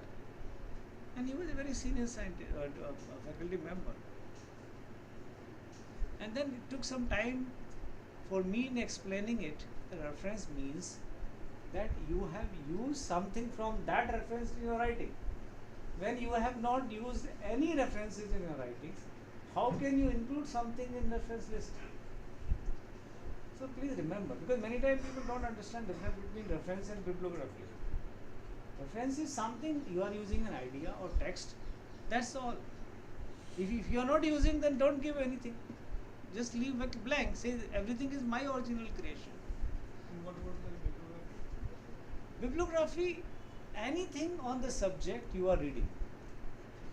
Anything on the subject. Like Maybe not you that. not, you are not referring it to any idea or text into your writings. Then what part of the source is relevant to it? It is a quotation, or it is summarizing, or paraphrasing. What is important for your research paper? That you have to decide. And when you write your paper, please remember that never hesitate in writing. When I read my old articles, sometimes I also laugh on myself that because when you start writing, you are young, you are not very experienced. Research improves with the experience, with knowledge. As much you grow. Like now, if I have to speak for 10 hours, I can speak without even PowerPoint presentation. That kind of authority I have on my subjects, because over the years I have developed such a huge expertise on my area. So I don't require any tool because everything is in my memory. But this is not the case when you start. But I will tell you, give you a very interesting thing. In 1994, I wrote one article, telecommuting. 94. There was no COVID that time. And the article which I read, I quoted one study done by British Telecom. The first time somebody did the work from home experiment, that was British Telecom in 1989. It was not because of COVID, it was because of the future technology. They thought that how people can work from home. And that was my article in 1994. I wrote on telecommuting. I never thought that in one day in COVID time we'll be working from home. So that should be the, like, another article I written in 96 was emergence of tele-society. This all e-commerce and other things, this emerged later. But basis of my, like, my understanding of the trends and the scenario, I realized that the next age, next society is tele-society, where everything will be online. And this is something, both the topics were not related to my library field. Nothing to do with that. But I wrote article on the subject which I like the most. And I didn't write those articles for any kind of like PhD thesis or any kind of like promotion or anything. It was just I thought of something good. So write something which you feel is something important for the society. And today I feel so happy that I am able to visualize something which will become true. This is the research. There's something you visualize today which is just a dream or a vision, may be reality tomorrow. So paper writing is something, first you should think why you are writing a paper, what kind of paper you have to. Is it a requirement of your PhD thesis, or it is something related to your research project or something, an assignment or project in hand, and accordingly you should write this kind of paper and make a draft, and always take help from others if you feel something is missing. I remember this paper which I wrote on emergence of society. I submitted it in a conference. There is the Indian Library Association, which is the largest body of librarians in this country. And there was the director of that conference was, he is no more, some Mr. late C.V. Subbarao. He was the librarian of ITSA, IDSA, this institution just near walking distance from here. So he, after returning from this conference, he said that, why you have not attended the conference? No, I was not having office permission because conference was in Goa. So your paper was the best paper, and only condition was that only those who present the paper can get the best paper award. But I was not able to give you because you presented your paper over there. So that give you a lot of confidence in future you do something better. So writing paper is something which is entirely based on something which you feel is important, not just have the number of papers. There are only 3 ways to use other ideas: summarizing, paraphrasing, or quotation. There is no other. If you want to use any idea or text from any source other than your own creation, there are only 3 ways. What is summarizing? When you summarize, you provide your readers with a condensed version of an author's key points. A summary can be short as a few sentences or much longer, depending on the complexity of the text and the level of detail you wish to provide to your reader. So you can summarize a full article, you can summarize a full paper, a full book also, or maybe few chapters, few paragraphs. It depends upon you that what idea you are going to summarize it. And summarizing is just in your own words. Even after summarization, you have to give reference to that particular idea. from where you have taken that idea. If you are, it is entirely your own contents, but idea belongs to somebody else. So you have to acknowledge that idea, right? Paraphrasing is just difference is that you are rephrasing only one para in your own words. Changing few words or original sentence does not make it. अगर आपने क्या किया 1, 2, 3 words change कर दिए, remains, it will show plagiarism. What you have to do? By changing the order and structure of the sentence, use synonyms and different forms of words, and change the voice and perspective, and then rewrite the entire para. But keep it in mind, the contents should not change. Only wording should be changed. Even after changing the contents, you have to give the wording the para. You have to give the reference also. Quotation. Third is the quotation. And before quoting, you should know what is quoting, when to quote, how much to quote, how do I incorporate quotation in my paper, quoting within quotes, how do I include quotes, long quotes in my paper, single versus double quotation, punctuating quotation. And here comes the role of library staff, because these are the things which no scholar knows. So you have to conduct a lot of regular training programs for that. And all this referencing, I will show you some more list of referencing which are required to be done. When to quote? The basic rule of thumb in all discipline is that you should only quote when directly from a text when it is important for your reader to see the actual language used by the author of the source. Something which you want to use to justify a kind of relationship or connections, then you should use quotation. How much? There is no limit. You can use quotation as long as you want. It may be 2 pages quotation. There is no word limit in that. It may be 5 words, 10 words, or anything. But there are certain rules how to use it. If it is quotation is up to 39 words, you have to use quotation marks. But if it is more than 39 words, means 40 or more,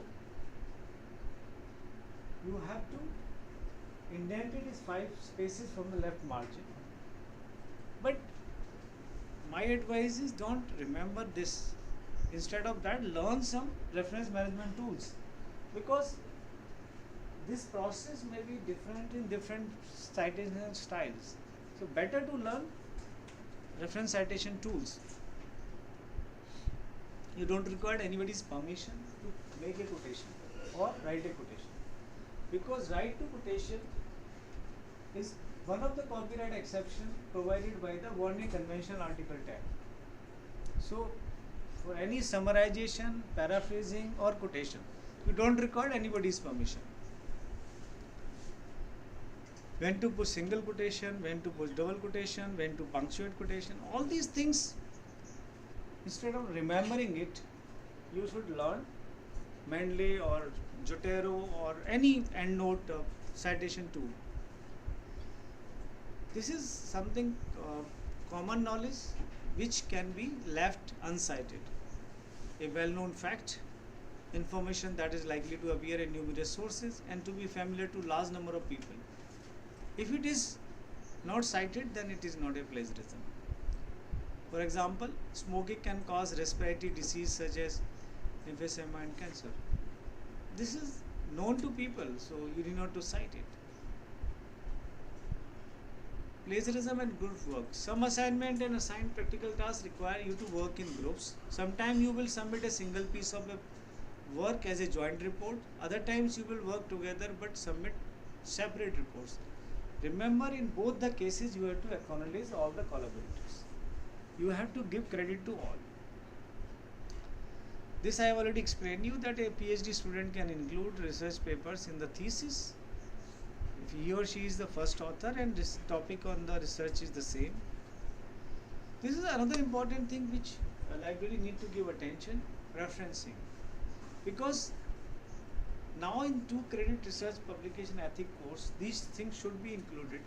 but otherwise people don't know much about it, and this is very important. But another way of, if you don't know these things, another way of overcoming is that, and why it is important to know all those things. Just give you one example. There's so many citation styles, and every citation style has different way of rendering. Like see this example, MLA citation. This year is in the end as per the MLA citation. But if you go to APA, the year is after the author. So this is very confusing sometimes for the scholar, like how to render the bibliographic detail. So best way is to use these automated citation tools.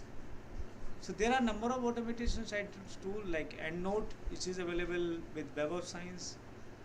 Mendeley is something free. It is available in desktop and web version. And this is one of the very good tool. It also acts as a research diary. Like you can organize all your research readings, writing, everything in that, like one folder. Another beauty of this software is that it has a PDF annotator. Like when you are opening any article in Mendeley, you can highlight, you can mark it. Like suppose you want to include this as a quotation in your paper, just highlight and close it, and it will remain. It is saved, automatically saved. So when you will be writing your thesis, go to MS Word, start writing your thesis and or research report, and you want to insert this as a quotation. Click insert quotation in MS Word. You will be automatically guided to Mendeley, and open this file and select this file, insert quotation. Quotation will be automatically inserted. Numbering will also be given, or reference list also be generated automatically, everything. And tomorrow if you want to change the citation style, it is just on click of button. Zotero is the another software, similar software, but I would recommend Mendeley is better. Now the last part of my talk today is that quality of research can be enhanced by publishing in quality research journal. So you have to avoid publishing in pedantry journal. So what is a pedantry journal? Basically, you all know open access journal. In open access journal, there is a model called Gold Open Access Journal. Gold root, what means by gold root? That author or the institution of the author is paying some article processing charges. So taking advantage of that, many publishers have started their business. They have opened and every day you will be receiving a mail that we are the so and so journal and please submit article. It will be published in 10 days. Or now, like those articles which are being published in 10 days, nobody can review it in 10 days. How it is possible to ensure the quality of the journal? So these pedantry journals are mushrooming, and as he mentioned that now in 2015 it was 8,000. Today Ramesh was just adding it that now it is 15,000. So this is a kind of mushrooming of these pedantry journals all over the world. So we have to avoid it. And how to avoid it? Best thing is that you should know how to avoid it. You should know various kind of like parameters.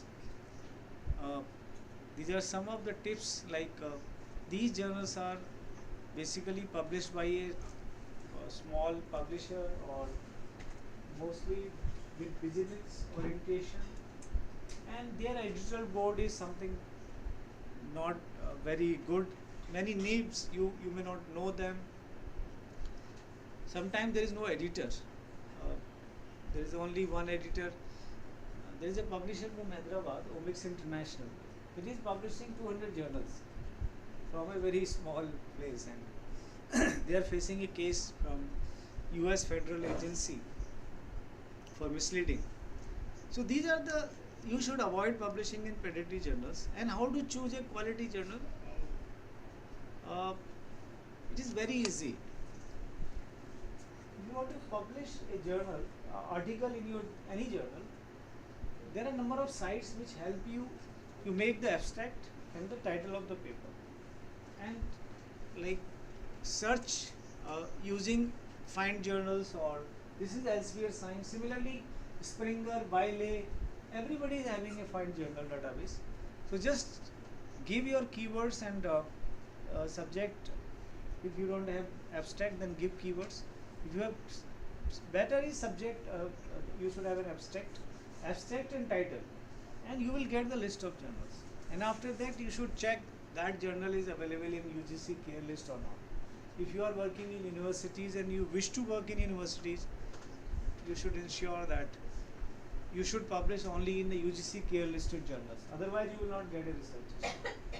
So choosing a journal, and in case of any difficulty, I think your librarian is the best person to guide you, because there are a number of other ranking also, like there are a number of databases which rank journals, ranking of journals based on impact factor or other parameters also. So for quality research, most important thing is that you should know what not to be done, what to be done, and plagiarism is something which not just reduce the chances of selection, because publisher will generally don't give you comments that your article has been rejected because of plagiarism, but majority of the articles rejected because of plagiarism. That's a world phenomena,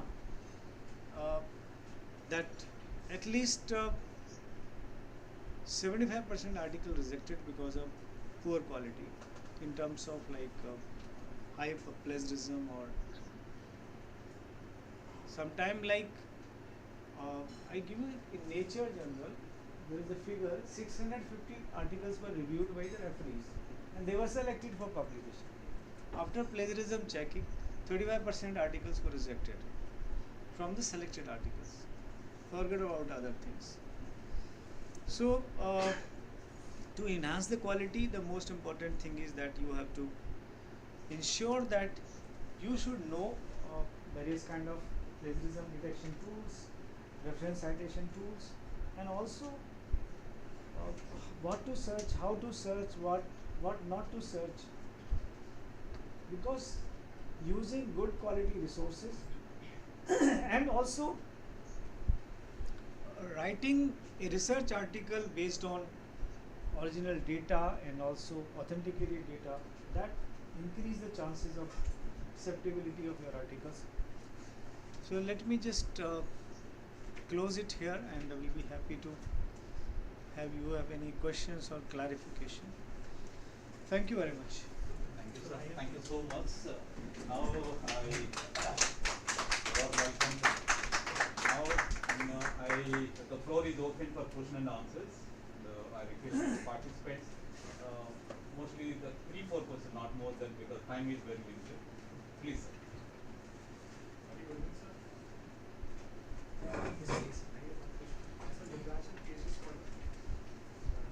Presentation topic and research paper topic can be a same.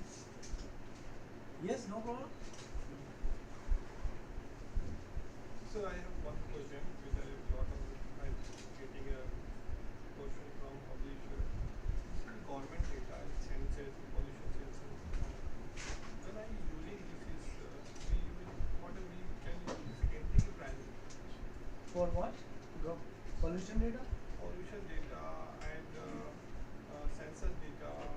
I mean any big census come See, from government. it is not data, even any kind of contents. I always suggest use as much as possible primary source or the originally created sources, because suppose in secondary data or in the referred publication, if something is plagiarized, your contents will automatically become plagiarized without any fault. No, I understand, but I'm saying government data. I mean pollution data, agricultural pattern data, which provide the government institutions. You have to see the authenticity of that source. See, that is very important. Like the data which you are using is a published data of government agency or any private agency. So prefer to use government agency published data. because even if it is a secondary data, if government institution has published it, it is fine. But if any private company is doing it, publisher is doing it, you have to ensure that the authenticity should be checked, or reputation of that particular publisher should be checked. But most of the time, effort should be done to use primary data, primary source. Yes, please. यानी scholar कोई बाहर international research से वहाँ से data उठाता है और उसको ट्रांसलेट करता है इंडियन लैंग्वेज में और उसको पब्लिश करता है, तो वो प्लेजरिज्म में चेक होता है ना? 100% प्लेजरिज्म है। ट्रांसलेशन 100% प्लेजरिज्म होता है। आप अगर उसमें से कुछ ना करेंगे, दो चीज़ है, कोई भी टेक्स्ट, कोई भी डेटा, अगर आप जैसे मैंने बताया कोटेशन, समराइजेशन एंड पैराफ्रेजिंग। दूसरा क्या है कि डेटा अगर आप ले रहे हो और उसको आप प्रॉपरली एक्नॉलेज कर रहे हो, लेकिन उसका मतलब ये नहीं है कि आपने पूरी की पूरी टेबल ले ली। आप उसको सोर्स को कोट कर सकते हैं, अपने डाटा से लिंक कर सकते हैं, कंपेयर कर सकते हैं, बट उसको एज इट इज यूज नहीं कर सकते। फिर वो आपकी रिसर्च कहाँ हुई? सर बिना गाइड के रिसर्च किया जा सकता है? बिल्कुल किया जा सकता है, और बहुत सारे एग्जाम्पल्स हैं। क्या सिर्फ गाइड नाम के लिए होता है? मैं आपको अपना एग्जांपल देता हूँ। तो इसलिए पूछा क्योंकि मैं ये जानना चाहता हूँ कि जैसे PhD का आजकल फुल टाइम बोला गया है। नहीं, रूल के हिसाब से नहीं अलाउ। वैसे अगर आपको रिसर्च करनी है कर सकते हो, लेकिन PhD के लिए तो गाइड चाहिए, क्योंकि वो मैंडेटरी है। यूनिवर्सिटी में आप इनरोल कराना जरूरी है। मेन हाँ, यूनिवर्सिटी में तो एनरोल हो गया, लेकिन उसके बाद वो या तो जैसे मान लीजिए को गाइड का उसमें होता है प्रोविजन की को गाइड रखने, या अगर को गाइड भी नहीं मिला सर, मैंने एक को करवाई थी एक्चुअली, आप अचंबा करेंगे sir. One of our you are working in research project, you are MSc in psychology, और बहुत अच्छा प्रोजेक्ट था। उसके बाद फिर प्रोजेक्ट खत्म हुआ तो उसको निकाल दिया।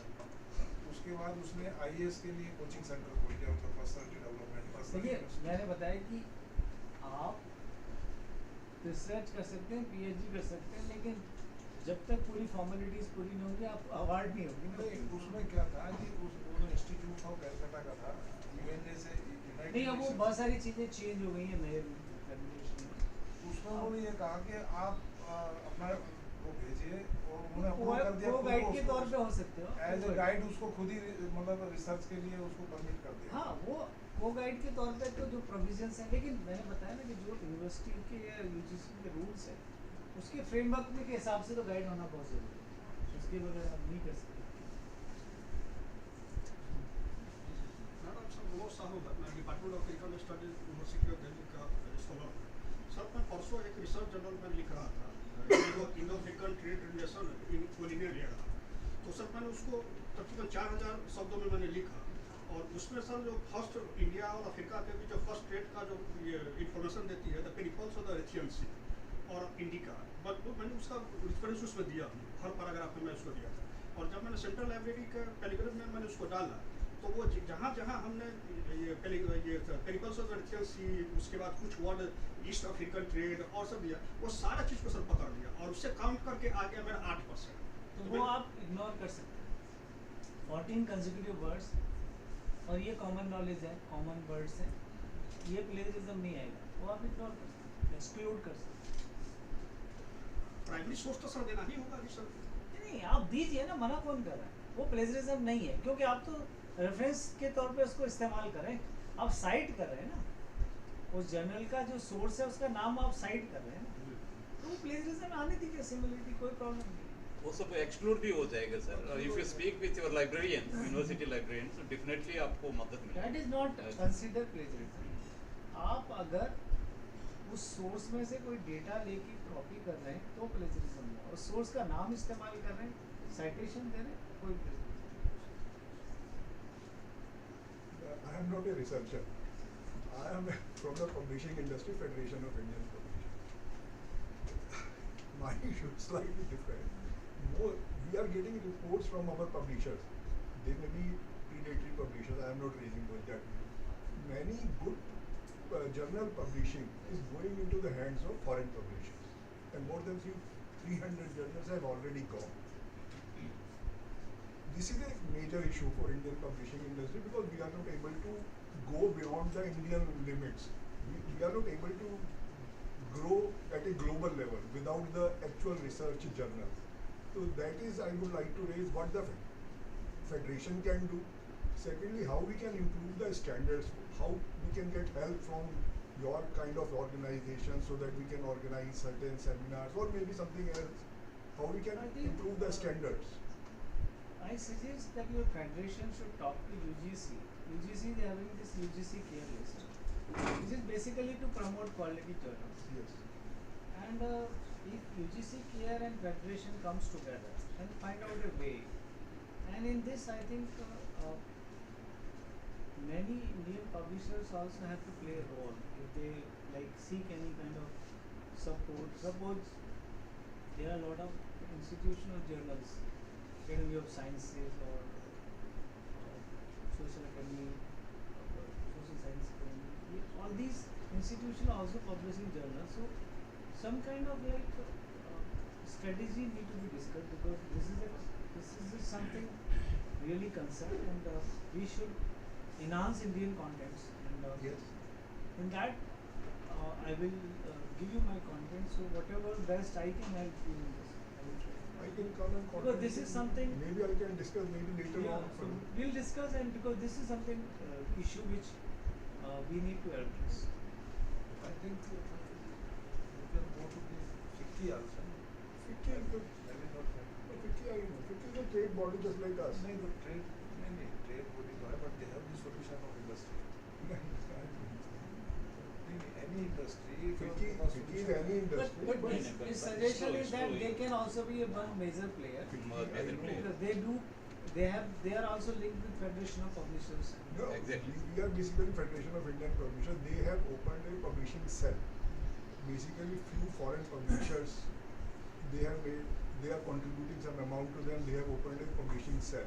So 90% of them are foreign publishers. So they are not taking Indian interest. No, I will not say that. We will discuss. I will not say that. I will give you my details. We'll discuss. Because if you see the members list of the publishing sector from in FICCI, 90% of them are foreign publishers. I understand. Thank you, sir. Thank you so much, sir, for your enlightened talk. Now I request to my colleague Garvita Jamba, Dr. Garvita Jamba, given a vote of thanks to the today's distinguished speaker, to all our participants.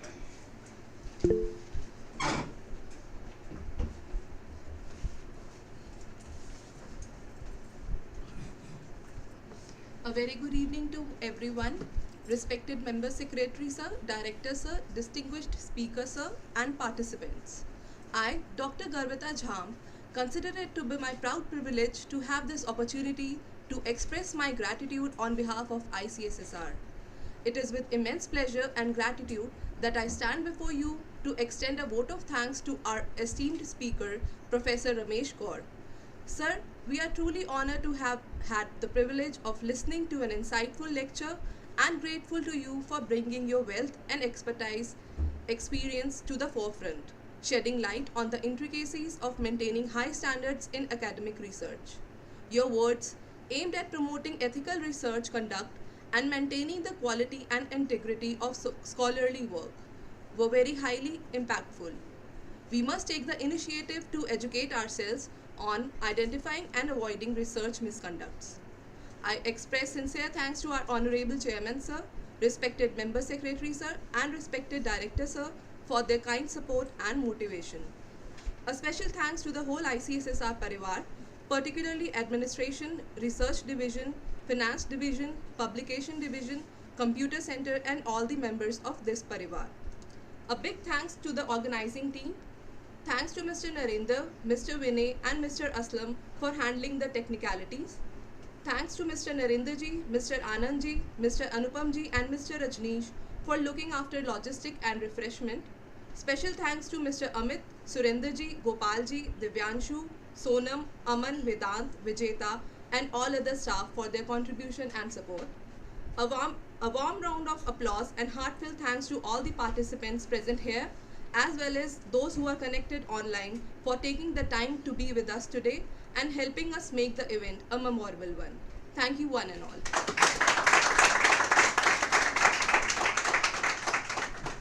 Thank you so much. Now the refreshment is on outside, and I request to all the participants please join over there. And then thank you so much, sir. Thank you so much.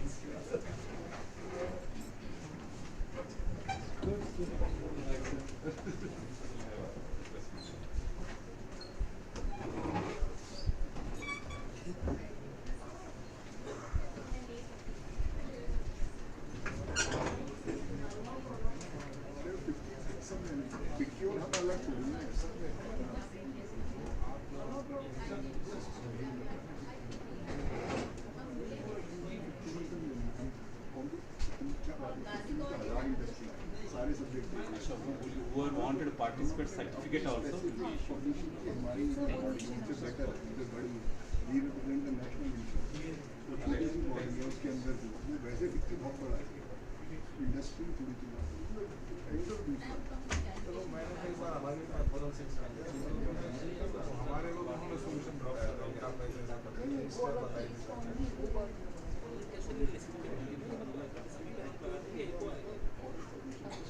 मेरा उसके against है और चौसे हम करते हैं interest दुकान बंद कर दें